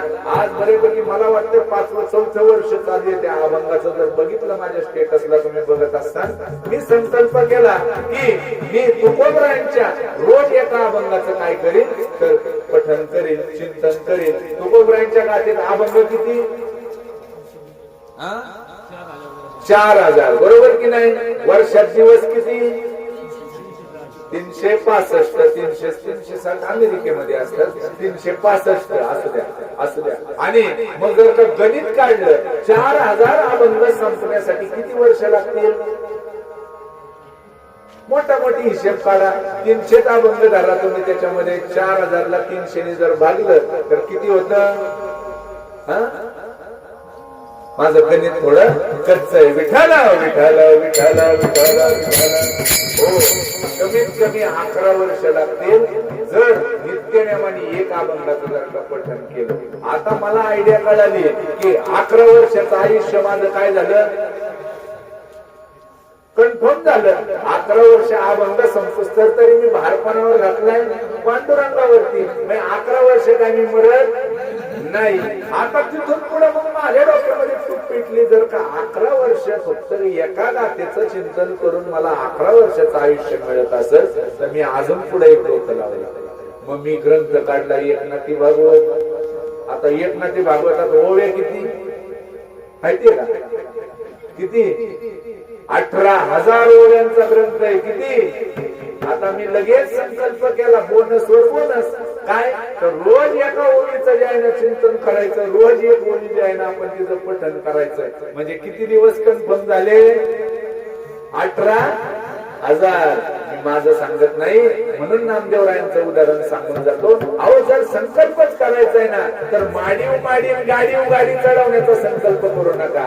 असा काहीतरी संकल्प करा की ज्या संकल्पातून या जन्मातच नाही जन्मजन्मीचा जे आहे ना तुमचा असणारा जन्म सार्थकी लागल ना, असा संकल्प करा. विठाला विठाला विठाला हो. आज आमच्या असणाऱ्या माता भगिनींनी पारायणाला बसल्यानंतर नाना आम्ही ज्ञानेश्वरी पारायणाच्या शांतीला एक संकल्प करतो. आज असणाऱ्या या वाकीमध्ये जे आहे ना आपण कीर्तनासाठी आलो. इथं अखंडित हरिनाम सप्ताह होतो का हो? गावकरी हातवर करा. इथले गावकरी आमचे वारकरी होतो ना, वर्षातून एकदा होतो. पारायण होतं का? आम्ही काय करतो तुम्हाला सांगतो. आता तुम्हाला युक्त्या सांगण्यासाठीच मी या ठिकाणी उभा राहिलो. आम्ही काय करतो, पारायणाच्या शांतीला एक नियम असतो. आपण काय करतो की परत फिरून पहिल्या अध्यायाच्या असणाऱ्या 5 ओव्यांचं काय करतो, वाचन करतो. कशासाठी? जसा बांधकाम करणारा दोंडे असतो ना, तो काय करतो, आजचं काम संपलं की उद्यासाठी एक वीट अशी बाहेर काढून ठेवतो. त्याला काय म्हणतात, चाल ठेवणं. अशी चाल ठेवून जे आहे ना आपल्याला जायचं असतं. म्हणून त्या 5 ओव्यांचं काय केलं जातं, वाचन केलं जातं. विठाला विठाला विठाला विठाला. हो, आजपर्यंत आम्ही पारायण केले, आम्हाला एवढंच माहित होतं देवाचं असते म्हणून 5 वाचायला लागतं. असं चालीचं तुम्हाला माहिती होतं का हो? नव्हतं ना? आता लक्षात ठेवा, ही चाल कशासाठी, पुढच्या पारायणासाठी. पण आम्ही ही चाल जरा लांबच ठेवतो. कारण मी काय करतो, पारायणाच्या दीपोत्सवाच्या वेळेला जे आहे ना संकल्प काय करून घेतो की देवा मी या ज्ञानेश्वरीची 5,000 पारायण करीन. किती? 5,000 पारायण करीन, असा संकल्प सोडून घेतो. आज आमच्या माता भगिनींचा नित्य नाना 225 ओव्यांचा जे आहे ना संकल्प आम्ही केलेला आहे. 40 माता भगिनी ज्या एका ग्रुप मध्ये बघा, फक्त 225 ओव्या रोजच्या वाचायच्या. एवढाच विषय. 40 जणांमध्ये एक ज्ञानेश्वरीचं संपूर्ण पारायण जे आहे ना एका दिवसाला पूर्ण होतं. आणि 40 दिवसात एका वाचकाचं एक पारायण पूर्ण होतं. आणि असा आम्ही नियम करतो. हे कशासाठी? तर नामदेवरायांची आम्ही कथा ऐकली होती. हे कशासाठी असतात हो? या संतांची चरित्र अभ्यासाची कशासाठी असतात? तर त्यातून आपल्या मुक्तीचा जो आहे ना तो मार्ग आपल्याला शोधायचा असतो. आम्ही मार्ग कुठले शोधतो? आता कलियुगामध्ये जर का बघायला गेलं ना खऱ्या अर्थाने आज किती मार्ग आहे बघा. जप, तप, कर्म, क्रिया, नेम, धर्म, हे एवढे सगळे जे आहेत ना साधन आहेत आपल्याकडे. जप करणं. आता तुम्ही मला सांगा, जपाचा एक नियम असतो बरं का. जप बाह्यांगाने जप तिथपर्यंत करायचा असतो जिथपर्यंत तो जप जो आहे ना न करता पण अंतरंगामध्ये चालू होईल. तुम्ही सांगा, तुम्ही करत असलेला जप अंतरंगापर्यंत पोचलाय का? बोला बोला, पोचलाय का? नाही. जप करणं आपल्याच्याने होणार नाही. अहो जप करता करता बसलं ना देवाच्या समोर, निम्म लक्ष आपल्या गॅसवरच्या दुधावं असतं. विठाला विठाला विठाला विठाला विठाला. हो, जप गेलं, तप करणं. मला एक सांगा, आता इथं बसल्या बसल्या प्रत्येकाने आपलं आपलं परीक्षण करा. कोणी किती वेळा मांड्या मोडल्या? इकडच्या मांडीवर तिकडच्या मांडीवर, तिकडच्या मांडीवर तिकडच्या मांडीवर. हा, कुणी बोटच मोडतय, कुणी जे पायाची बोटच ओढतय, पण हाताची ओढतय, करतय ना. मग तप करायचं म्हणलं तर ते तपश्चर्यामध्ये साधू संत एका एका पायावरती जे आहे ना शेकडो वर्ष उभे राहायचे. त्यावेळेला देव काय व्हायचा, प्रसन्न व्हायचा. आपल्याच्याने होईल का हो? आम्हाला 2 तासाच्या कीर्तनामध्ये गपचूप बसता येत नाही, आम्ही तपश्चर्या करू शकतो का? मग तप पण बाजूला गेलं. कर्म, कर्म सांगायला, कर्म म्हणजे यज्ञादी कर्मकांड सांगितलेले. बघा आता यज्ञाचा नियम असा असतो, तुम्हाला सांगतो.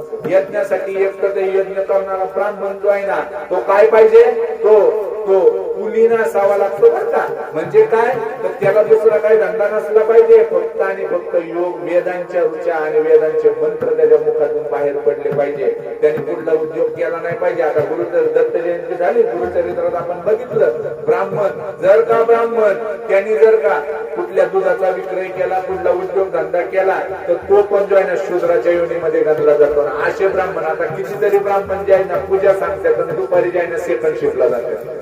आहे का आपल्याकडे असे ब्राह्मण? नाही. अहो होमासाठी जे आहे ना, होमासाठी, अहो साधा आचमन करण्यासाठी घेण्याचं असणारं पाणी जे असतं ना, त्याचा नियम सांगून जातो. मग तुम्हाला कळत किती सूक्ष्म आहे. आचमन करण्यासाठी किंवा तुम्ही जेवताना जे हातावर पाणी घेता ना फिरवण्यासाठी, ते पाणी किती घ्यायचं असतं, तर उडदाच्या डाळीचा 1 दाणा भिजल एवढंच पाणी घ्यायचं असतं. आणि तेवढंच, आणि ते खाली न सांगता जे आहे ना हात फिरवून ते प्राशन करायचं असतं. त्याच्यापेक्षा कमी किंवा त्याच्यापेक्षा जास्त जर का घेतलं तर तुम्हाला मद्यप्राशन केल्याचं पातक लागतं. विठ्ठल विठ्ठल विठ्ठल विठ्ठल विठ्ठल विठ्ठल. हो, म्हणजे कर्म जमल का तुम्हाला? मग मला एक गोष्ट सांगा, जर का आपल्याला जप जमत नाही, तप जमत नाही, कर्म जमत नाही, मग आपला उद्धार कशाने व्हायचा? तर कसा व्हायचा? कलियुगी उद्धार हरीच्या नामे. कलियुगामध्ये एकमेव साधन सांगितलंय. आपण हरिपाठात म्हणतो ना, नाम संकीर्तन जळतील पापे, बोला बोला, नलगती सायास सुखे तो घरा. मग काय करायचं असतं, बोला बरं. थांबा थांबा. हा, मग करता का ठाईचं बाई सुनिश्चित येईल. आवडी आनंद आळवतो का आपण? अजिबात आळवत नाही. कलियुगी उद्धार हरीच्या नामे. अहो तुम्हाला साधा आणि सोपा मार्ग सांगितलाय, आणि त्याच मार्गाचा जो आहे ना अवलंब करायचा, तो अभंगाच्या 2ऱ्या चरणामध्ये.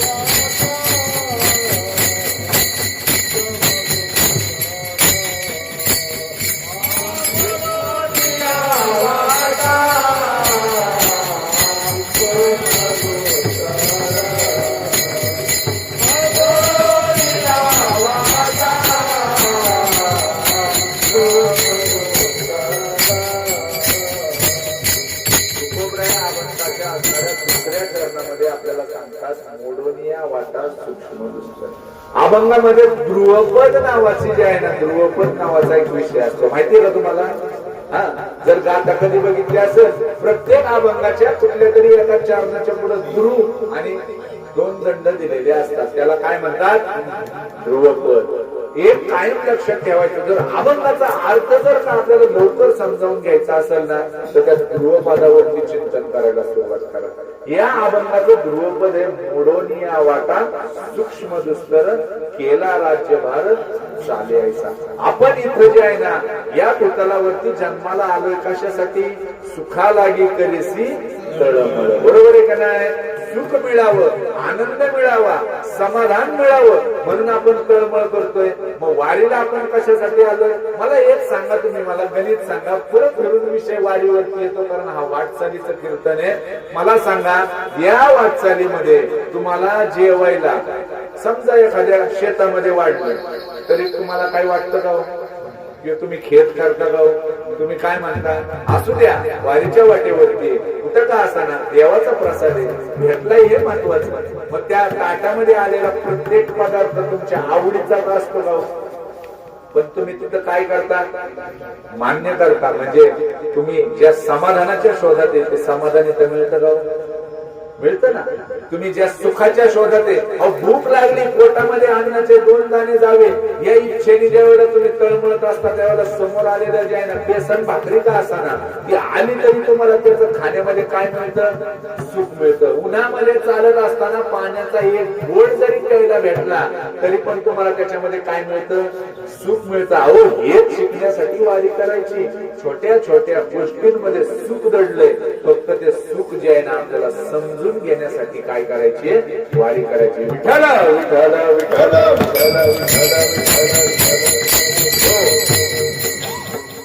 आता या वारीच्या वाटेवरती आपला विषय हा होता. आपण जन्माला आलोय कशासाठी? बोला, कशासाठी?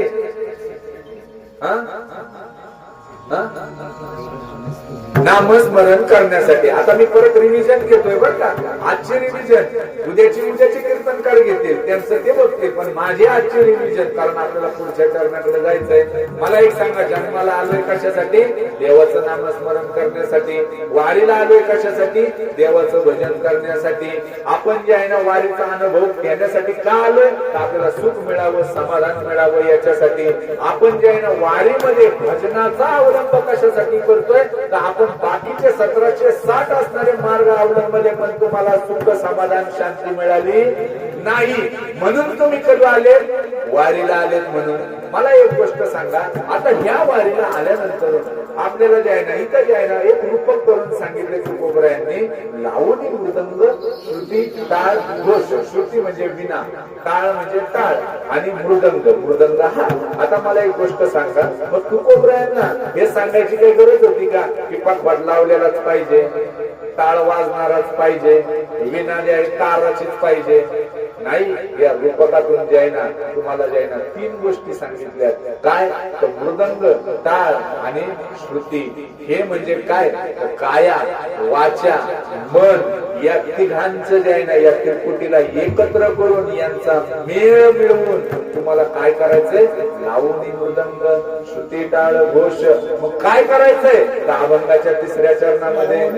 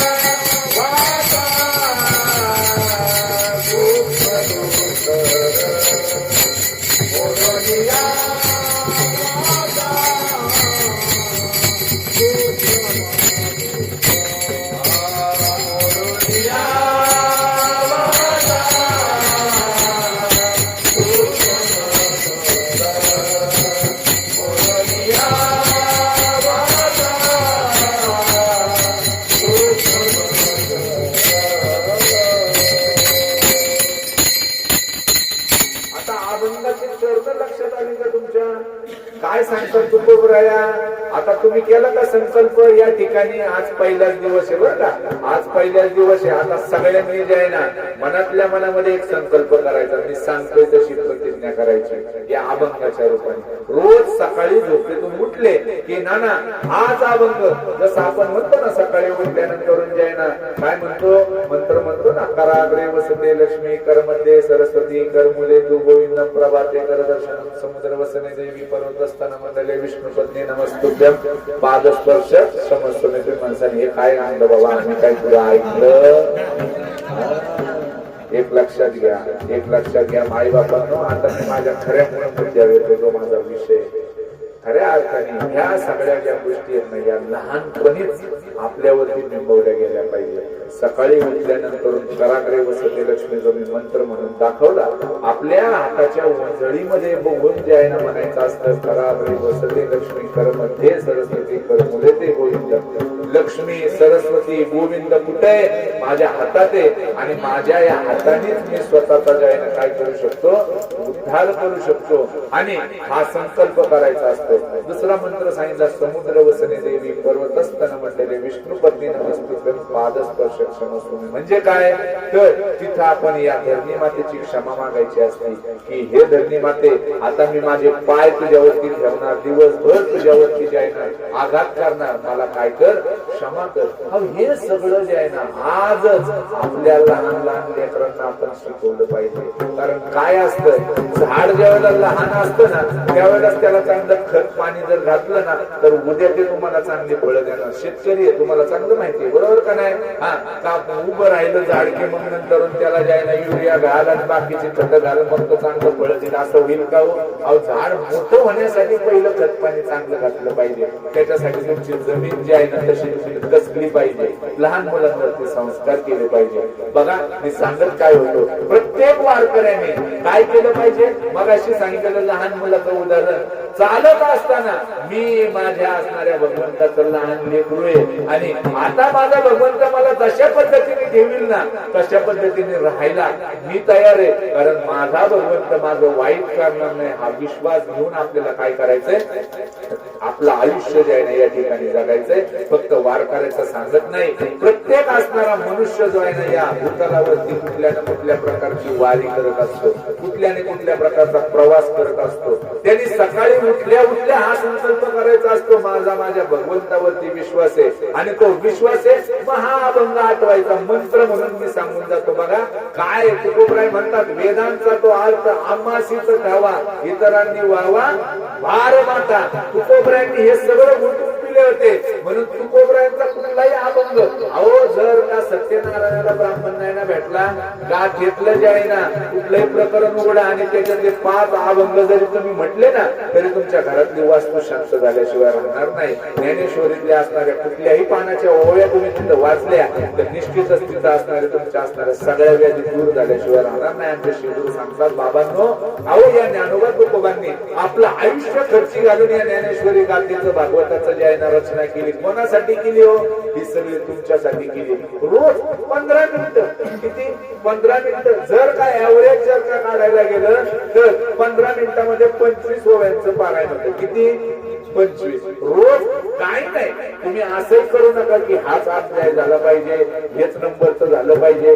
फक्त ज्ञानेश्वरी उघडा, जे पान उघडल ते वागुडा आणि त्याच्यातल्या असणाऱ्या 15 मिनिटं ज्या ओव्या समोर येतील तेवढ्या वाचा. निश्चितच त्यातून तुमच्या दिवसभराच्या आणि मागच्या दिवसाच्या प्रश्नांची उत्तर तुम्हाला सापडल्याशिवाय राहणार नाही. विठ्ठल विठ्ठल विठ्ठल विठ्ठल मी सांगत होतो, प्रतिज्ञा करायची आपल्याला. प्रतिज्ञा कशाची करायची तर हा एकच अभंग फक्त आज पाठ करून घ्या. मी तुम्हाला हात जोडून विनंती करतो, एवढाच एक अभंग पाठ करा. हाच एकच अभंग रोज सकाळी उठल्यावर बघायचं. काय? एक गाव आम्ही विठोबाचे नाम आणि काटे काम नाही आता मोडून या वाटा, सूक्ष्म दुस्तर केला राज्यभार चाले ऐसा लावणी मृदंग श्रुती टाळ घोष सेवू ब्रह्मरस आवडीने. बघा एक लक्षात घ्या, एवढाच हा 4 पदरी असणारा 4 त्याचा अभंग जे आहे ना रोज सकाळी प्रतिज्ञा म्हणून करायचा. देवाला हात जोडायचा, देवा हेच माझं तुझ्याकडे मागणं, हाच माझं तुला दिलेलं आश्वासन, आता पुढे तुला जे काय करायचं ते कर. बघा पहिल्या चरणामध्ये आपण सांगितलं मी देवाचं नामस्मरण करेन, सांगितलं ना, करणार ना प्रतिज्ञा. हा चला आता प्रतिज्ञा केली त्याचा आपण प्रात्यक्षिक करूया. काय प्रात्यक्षिक करायचंय? हाताने टाळी आणि मुखाने गाण्याच्या भगवंताचं काय घ्यायचंय? नामस्मरण घ्यायचंय. थांबा, माझ्या मागं म्हणायचंय. आपण जे आता इथून मागच्यांनी केलं तसंच नाही, थोडस वेगळं करून घ्या. तुम्हाला जे वेगळ्या पद्धतीने सांगत जातो. अरे विठ्ठल विठ्ठला विठ्ठल विठ्ठला विठ्ठल विठ्ठल विठ्ठल विठ्ठल विठ्ठल विठ्ठला.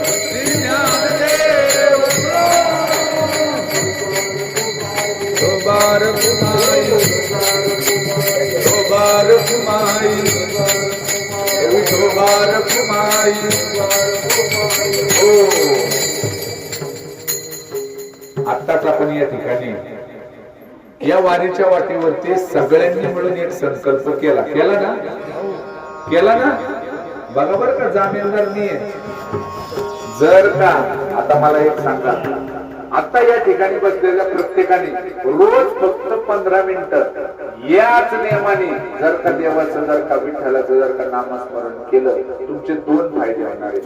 एक तर तुमचं जे आहे ना पारमार्थिक नामस्मरण होईल, दुसरं या विठ्ठल नामामध्ये या ठ वरती जो आहे ना आपण आघात करतो ना, या आघातासोबत तुमच्या शरीरामध्ये असणारे सगळे ब्लॉकेज जे आहेत त्या ठिकाणी काय होऊन जातील, मोकळे होऊन जातील. फक्त आणि फक्त 15 मिनिटं एकटंच बसायचं, विठ्ठल विठ्ठल विठ्ठल विठ्ठल विठ्ठल विठ्ठल विठ्ठल विठ्ठल. कसं म्हणायचं? बेंबीच्या देशापासून श्वास कोंडून एका श्वासामध्ये जास्तीत जास्त विठ्ठल विठ्ठल म्हणायचं. आम्ही वारीवरून त्र्यंबकेश्वरून परत येईपर्यंत तुमच्या बीपी, शुगर, दम्याच्या सगळ्या गोळ्या बंद झाल्याशिवाय राहणार नाही. विठ्ठल विठ्ठल विठ्ठल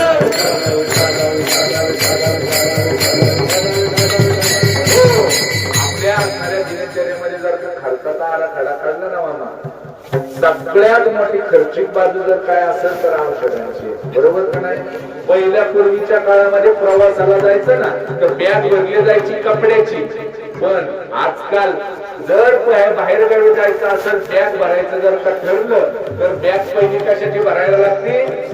गोळ्यांची, औषधाच्या पेट्याच्या पेटे भरून आपल्याला सोबत न्यायला लागतात का नाही हो? हा, याच्या मागचं कारण एकच, देवाला आईच्या पोटात दिलेला शब्द आपण पाळलेला नाही. आजच तुम्ही जे सर्वांनी मिळून शपथ घ्या, आजच संकल्प करा, हा तुकोबरायांचा आजचा हा अभंग रोज सकाळी उठल्यानंतर एवढा एकच अभंग म्हणून जे आहे ना दिवसाची सुरुवात करा. नाही त्या पांडुरंगाने येऊन तुम्हाला प्रत्यक्ष दर्शन दिलं तर मी कीर्तन करणं सोडून देईल. विठ्ठल विठ्ठल विठ्ठल. भक्ती कशाला म्हणतात? दर्शन घेणं कशाला म्हणतात? एक लक्षात घ्या. मी तुम्हाला सूत्र सांगतो. माळ जपाचं मी तुम्हाला सांगून गेलो. माळीचा बाह्यांगाने केलेला जप हा जो आहे हा गणितात धरला जात नाही. ज्या वेळेला तुमच्या हातात माळ नसती, तुमच्या मुखामध्ये देवाचं नाम नसतं, पण श्वासागणित आपोआप मनातल्या मनामध्ये ज्या वेळेला तुमचं नामस्मरण व्हायला सुरुवात होती ना, तिथपासून तुमचा खऱ्या अर्थाने नामस्मरणाचा प्रवास तो चालू होत असतो. आणि तसाच प्रवास आपला भगवंताच्या नामस्मरणाचा आपोआप झाला पाहिजे. आपल्या असणाऱ्या श्वासाच्या आतमध्ये जाताना आणि बाहेर जाताना जो आहे ना फक्त आणि फक्त भगवंताचं नामस्मरण आपसूक यायला पाहिजे. खऱ्या अर्थाने बघा जीवनाचं सार्थक येतच आहे. मी सांगून जातो आता 5-10 मिनिटांमध्ये सेवा संपवतो. एक लक्षात घ्या, आपण जन्माला आलो कशासाठी? देवाच्या भजनासाठी. आता तिथून पुढचं सांगतो. तुम्हाला प्रश्न पडत नाही का? महाराजांनी सांगितलं जन्माला कशासाठी आलो? देवाचं भजन करायला. देवाचं भजन कशाला करायचं? हा प्रश्न पडला का तुम्हाला? नसेल, मला पडला होता. मी त्याचंही उत्तर शोधलं. देवाचं नामस्मरण कशासाठी करायचं? काय होतं तर आपण परत एकदा मागे रिव्हर्स गिअर मध्ये जाऊ. जन्म कशासाठी घ्यावा लागतो त्याचंही जे आहे ना याच्यामध्ये जे आहे ना आपल्याला उत्तर सांगितलं संतांनी. जन्म घेणे लागे वासना. म्हणजे काय तर मरताना आपल्या मनामध्ये जी इच्छा निर्माण झालेली असते किंवा जी इच्छा जी आहे ना म्हणतात ना काहीतरी अतृप्त इच्छा राहिली बाबा, कुठली तरी जी आहे ना अपूर्ण इच्छा राहिली बाबा त्याची, म्हणून तो काय होतोय? भटकत राहिलाय. आणि खऱ्या अर्थाने मृत्यूच्या समयाला आपल्या मनामध्ये जी आहे ना जी इच्छा राहते त्या इच्छेमुळे आपल्याला पुढचा जन्म घ्यावा लागतो. जर काही एखाद्याला जर का मरायच्या वेळेला जर का घरामधले जे आहे ना प्रॉपर्टी वाढवण्याचा किंवा पैसा कमवण्याची जर इच्छा राहिली ना, त्याला पुढच्या जन्मामध्ये गरुड पुराणात सांगितलंय की त्याला त्याच घरामध्ये बैलाचा जन्म घ्यावा लागतो. कशाचा? बैलाचा. जो अन्न करून मरतो ना त्याला त्याच दारामध्ये श्वानाचा म्हणजे कुत्र्याचा जन्म घ्यावा लागतो. तो तुकड्याची वाट बघत बसतो. मग मला एक गोष्ट सांगा, जर मरताना आपण जे चिंतन करतो, आजमेळ ब्राह्मणाचं उदाहरण आपल्या सगळ्यांना माहितीये. महापापी असणारा आजमेळ ब्राह्मण, पण झालं काय तर साधू संतांच्या सांगण्याने त्याने आपल्या पोराचं नाव काय ठेवलं? नारायण. आणि हे नारायण नाव ठेवलं. आणि मरताना त्याला धाप लागली, पाणी प्यायचं होतं, तहान लागली, म्हणून पाणी मागण्यासाठी त्यांनी कोणाला आवाज दिला? नारायण. आणि तिथंच त्यांनी जे आहे ना प्राण सोडला. पण झालं असं की तिकडून जे आहे ना यमाचे दूत त्याला घ्यायला आले, पण तिथं जे आहे ना वैकुंठातले भगवान विष्णूंचे दूत आले, म्हणले तुमचा इथला अधिकार नाही. ते म्हणले असं कसं? आयुष्यभर एवढी पाप केली त्यांनी, याचं काम नरकामध्ये. त्यांनी सांगितलं नाही. मरताना त्याच्या मुखातून नाव काय आलं? नारायण. त्यांनी सांगितलं अहो तुम्हाला येडं बनवलं. त्यांनी काय देवाचं नाव नाही घेतलं, त्यांनी काय केलं? त्याच्या पोराचं नाव घेतलं. पण दूत म्हणले आम्ही दुसऱ्या कोणाला ओळखत नाही, नारायण म्हणलं की आमचा असणारा परमात्मा, आणि त्याचं नाव घेतलं म्हणल्यावरती. म्हणून जुन्या काळामध्ये पोराबाळांची नावं ठेवायची पद्धत होती. काय तर देवाच्या नावावरून कोणाचं शिव शंकर सदाशिव महादेव विठ्ठल आहे का नाही, राम कृष्ण हरी अशी नावं होती. आणि आजकाल त्या असणाऱ्या नट्यांच्या सिरियल मध्ये असणाऱ्या पोरांची नावं ठेवायची फॅशन आली. मरताना जर का त्यांचं नाव घेऊन तुम्ही मेले तर तुम्हीच विचार करा त्यांचा अवघड चाललं मग काय होईल. विठ्ठल विठ्ठल विठ्ठल विठ्ठल. आपण जे आहे ना आता शेवटच्या असणाऱ्या चरणामध्ये बघा कशासाठी नामस्मरण करायचं याचं उत्तर येतच की मरताना ज्याचं चिंतन करतो आणि आपण मग मरतो ना तर मग त्या चिंतनानुसार आपल्याला जन्म प्राप्त होतो ना. तर मग मरताना जर का आपल्याला देव व्हायचं असेल तर मुखातून कोणाचं नाव यायला पाहिजे, कोणाचं. मग ते देवाचं नाव असं काही उगाच येत नाही. त्याच्यासाठी आधी प्रॅक्टिस करायला लागते. काय करायला लागते, प्रॅक्टिस आहे का नाही. इथं कीर्तन करायची म्हणल्या त्याच्यासाठी आधी काय करायला लागते, अभंग म्हणायचं काकड्यामध्ये किंवा तुमच्या वारीमध्ये तर त्याची काय करायला लागते. अहो एक वेळेला म्हणायचा अभंग जर का तुम्हाला म्हणायचा असेल तर तो 100 वेळा बघावा लागतो. तर मरताना जर का अखंडित देवाचं नाव यायचं असेल तर आयुष्यभर त्या देवाचं काय घेतलं पाहिजे, नामस्मरण घेतलं पाहिजे. म्हणून आपण कशासाठी नामस्मरण करायचं दोन्ही प्रश्नाची उत्तरं देऊन चाललंय. उद्या म्हणू नका महाराजाला ना मला अजूनच बांधून गेला. आजकाल बरेच असे दुकानदार आहे बघा. मी सकाळीच आमच्या श्रीगुरूंचं ऐकलं, साखरे महाराजांची वंशज चिदंबरम स्वामी त्यांनी सांगितलं आजकाल झालंय काय तर कीर्तनाचा बाजार मानला गेला. महाराज लोकांचे जे आहेत ना टपऱ्याच्या टपऱ्या उभारल्या तिथं फक्त जे आहे ना बोली करून आणि पाकिट मोजून जे आहे ना कीर्तन करणारे लोक. एक नियम सांगून जातो, कीर्तनापेक्षा जे आहे ना माझं जे आहे ना आवडीचं क्षेत्र जर असेल तर ग्रंथ पारायण. तर त्याच्यामध्ये जे आहे ना ग्रंथामध्ये एक मूळ सांगितलंय बघा, वक्त्याचं आणि श्रोत्याचं. हे सांगून जातो इथून पुढे तुम्ही निवड करताना अशी निवड करत चला. बाकी आम्हालाच बोलवा असा आत्ता सांगता नाही. एक लक्षात घ्या की वक्त्याचं परम कर्तव्य हे असतं, एक वक्ता हा निस्वार्थ असला पाहिजे, निष्काम असला पाहिजे. आणि वक्त्याच्या मनामध्ये समोर बसलेल्या श्रोत्यांच्या उद्धाराची काय असली पाहिजे, तळमळ असेल तर त्यांनी सांगितलेला शब्द जो आहे ना तो प्रभाव करतो, नाही तर तो प्रभाव करत नाही. विठ्ठल विठ्ठल तुम्हाला जपाचं सांगितलं, पूजेचं सांगितलं. यज्ञ करत असताना तो ब्राह्मण, पूर्वीचे ब्राह्मण जे आहेत ना हे काही कुठं बोले करून आलेले नसायचे, सुपाऱ्या ठरवून आलेले नसायचे. पण यजमान पण त्यांना संतुष्ट केल्याशिवाय सोडत नव्हते बरं का, हेही लक्षात घ्या. पण त्यांच्या त्या मंत्रांचा प्रभाव एवढा होता की देवालाही त्यांचं ऐकावं लागायचं. पूर्वी यज्ञ झाला की पाऊस पडायचा, यज्ञ झाला की निसर्ग जो आहे ना तुम्हाला मदत करायचा. मग काय कर, आपला वक्ता जो आहे ना वक्त्याच्या मनामध्ये कुठल्याही प्रकारची लालूच नसली पाहिजे. त्याच्या मनात तुमच्या जे आहे ना उद्धाराची जे आहे ना तळमळ असली पाहिजे. तर मग लहान लेकरू जरी या असणाऱ्या गादीवर येऊन उभं राहिलं, तुम्हाला 4 हिताच्या गोष्टी जर सांगून गेलं ना तर तुम्हाला त्याचं फळ प्राप्त झाल्याशिवाय राहणार नाही. विठ्ठल विठ्ठल आणि खऱ्या अर्थाने जर का खऱ्या अर्थाने बघायला जर गेलं, जर याच पद्धतीने आपण असणार इथून पुढचं असणार जे आहे ना पारमार्थिक जीवन जर का आपण व्यतीत केलं ना तर निश्चितच जे आहे ना निश्चितच आपल्या बघा काय होतं हे तुम्हाला सांगतो. आपण जन्माला आलोय कशासाठी, आपण कर्ज फेडण्यासाठी आलोय. कशासाठी आलोय बोलत चला, कर्ज फेडणे. तुम्ही म्हणता कसलं कर्ज, ते नोटांचं कर्ज नाही तर कर्माचं कर्ज आपण जे आहे ना पाप आणि पुण्य रूपी कर्माचं कर्ज आपण जे आहे ना काढलं. कधी मागच्या जन्मात जन्मोजन्मी आपण जे आहे ना काय केलं, जे कर्म केले ना त्याचं जे आहे ना आपण इथं फळ भोगण्यासाठी आलेलं. कर्म जे आहे ना सांगून जातो गरुड पुराणामध्ये सांगितलं कर्म 3 भागात विभागलेलं असतं. बाबा 3 भागात कुठल्या हे सांगतो. आपण केलेलं कर्म 3 भागामध्ये भोगावं लागतं आपल्याला. एक केलेलं कर्म तुम्ही केलं की म्हणतात ना या हाताने करायचं आणि या हाताने फेडायचं. पहिलं असलेल्या आयुष्यात फेडणं. दुसरं गरुड पुराण सांगतं, कधी ऐकलं असेल तर तुम्हाला आठवेल, तर मेल्यानंतर पुनर्जन्मापर्यंतचा जो प्रवास आहे ना तशी क्रियाविधी नंतर तिथून पुढे त्या आत्म्याला जो प्रवास करायला लागतो ना त्या प्रवासामध्ये जे आहे ना तुम्ही केलेलं कर्म त्याचं फळ भोगावं लागतं. जर आयुष्यभरामध्ये पापच केलं असेल तर ते यमाचे दूत अनेक जे आहे ना यातना नाही त्या यमाशी करुणा, त्या यमाला करुणा नाही. मग तो एवढ्या यातना देतो. आणि तिसरं परत तुम्हाला पुनर्जन्म गेल्यानंतर मागच्या जन्माचं उरलेलं तिसऱ्या टप्प्याचं कर्म तुम्हाला काय करावं लागतं, भोगावं लागतं. विठाला विठाला विठाला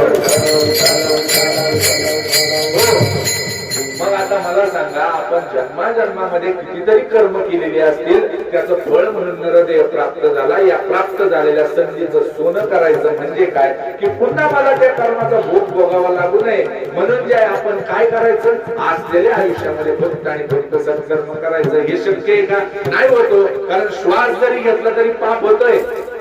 तुम्ही श्वास घेतला तरी पाप होतो. तुम्ही म्हणसान कसा, अहो या वायूमध्ये असणारे कितीतरी छोटे छोटे जीव जंतू श्वासावाटे आत जातात, ते मरतात, ते पण तुम्हाला पातक लागतं. मग काय सांगितलंय, तर अशा पातकांच्या ज्या आहे ना, राशीच्या राशी आपल्याकडे ज्या आहे ना, तुम्ही काही करू नका. नुसतं एका जागेवर बसून नुसतं श्वास घ्यायचा आणि सोडायचा, एवढं जरी केलं तरी पापाचे डोंगर तुमचे तयार होणार आहे. बरोबर आहे का नाही?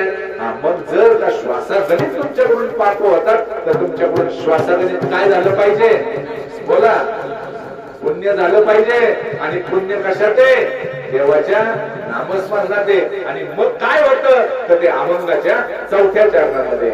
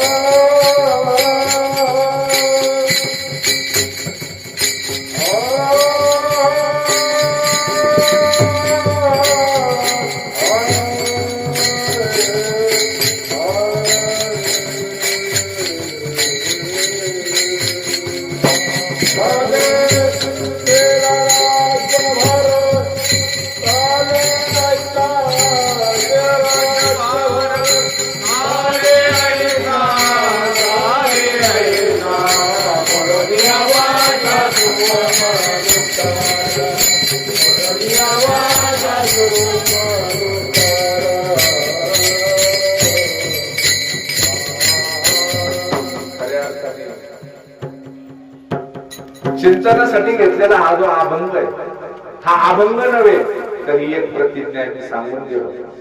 आणि म्हणून मी मगाशी सांगून गेलो की जर का प्रत्येक असणाऱ्या जे आहे ना या मनुष्याने जे आहे ना, मी आता आज वारकऱ्याचं नाही बोलत आता, हा सुरुवात वारकऱ्यांनी केली, पण आज वारकरी तुमच्या दारी आले, याच्या मागचं कारण एक असतं बघा, आम्ही जन्म केले, जन्मोजन्मी आम्ही बहुपुण्य केले, देवाच्या विठ्ठले कृपा केली.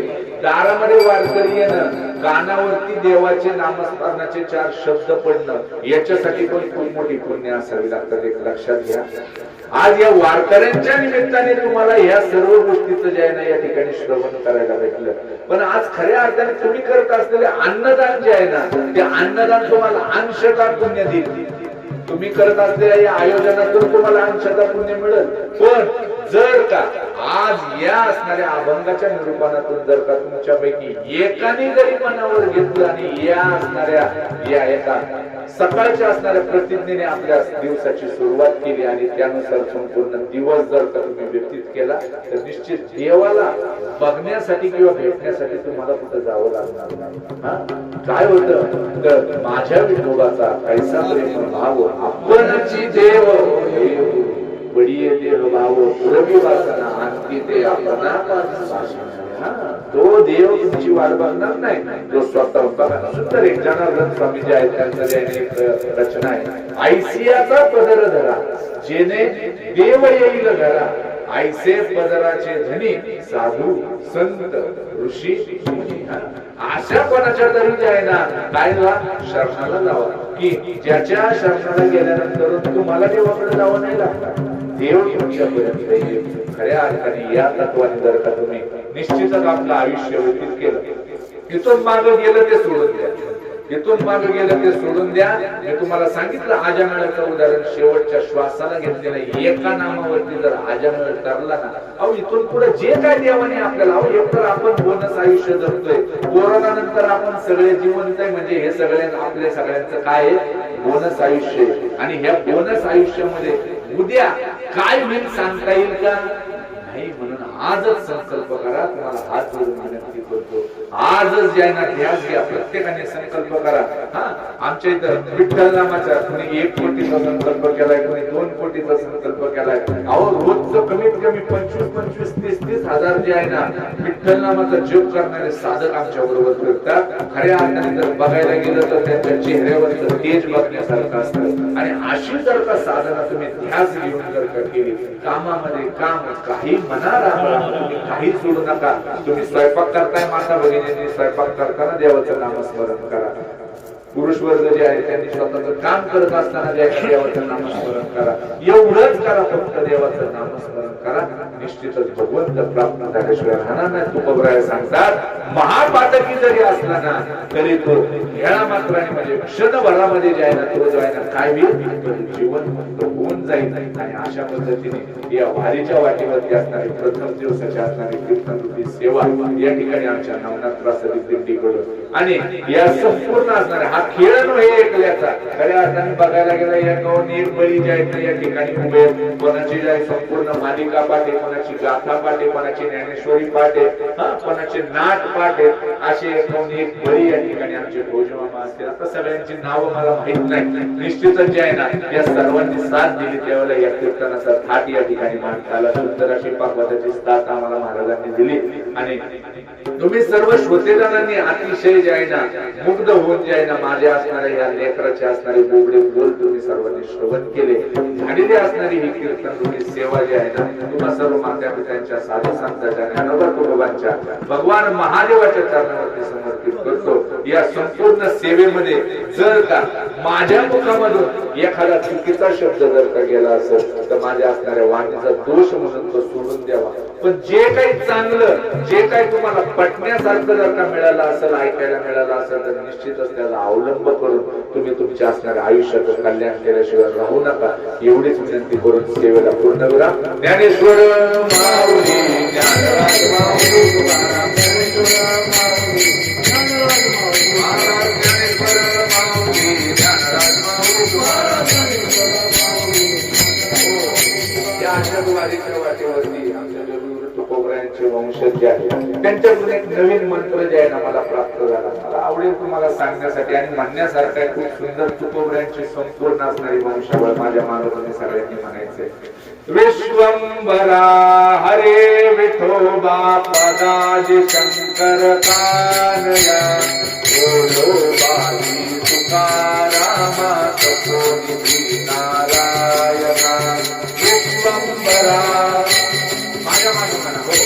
विश्वंभरा हरे विठोबा पदाजी शंकर कानया बोलो बाई तुकारामा सकोनिधी नारायणा.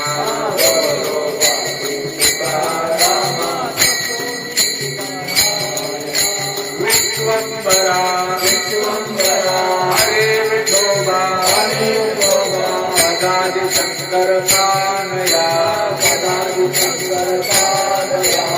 बोलो बाजी तुकारामा सकोनिधी नारायणा. बोलो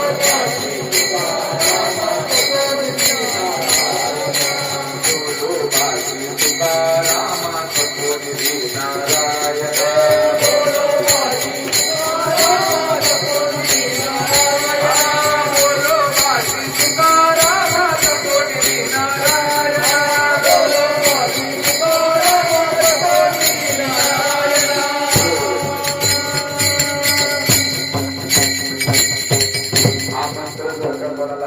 असेल जर का त्याची माहिती पाहिजे असेल, माझा युट्यूबचा एक चॅनल आहे आम्ही माऊलींचे टाळकरी, त्याच्यावर बाकीचं काय नाही. सबस्क्राईब करा नका करू, मला काही त्याच्याशी नाही, पण निश्चितच त्याच्यावरती जाऊन हा मंत्र एकदा निश्चित ऐका आणि त्याच्यावरती जे मी मगाशी सांगितलं ते संकल्प प्रत्येक असणाऱ्या ग्रंथातल्या एका ओळीचं नित्य मी चिंतन करतो. म्हणूनच खऱ्या अर्थाने जे आहे ना छाती ठोक तुम्हाला जे आहे ना या गोष्टी सांगण्यासाठी जे आहे ना मला जे आहे ना या ठिकाणी बळ प्राप्त झालं.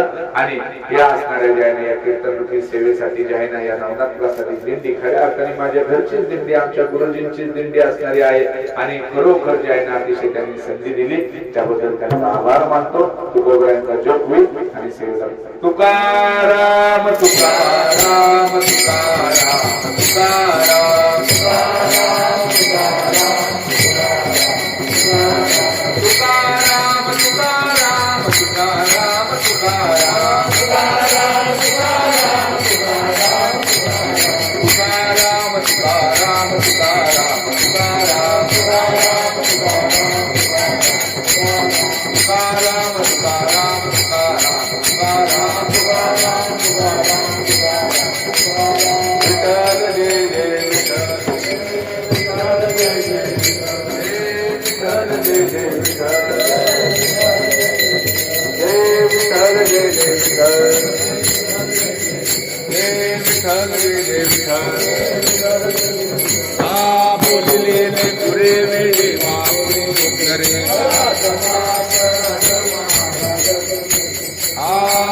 विचारी लादी कारम्या पुरा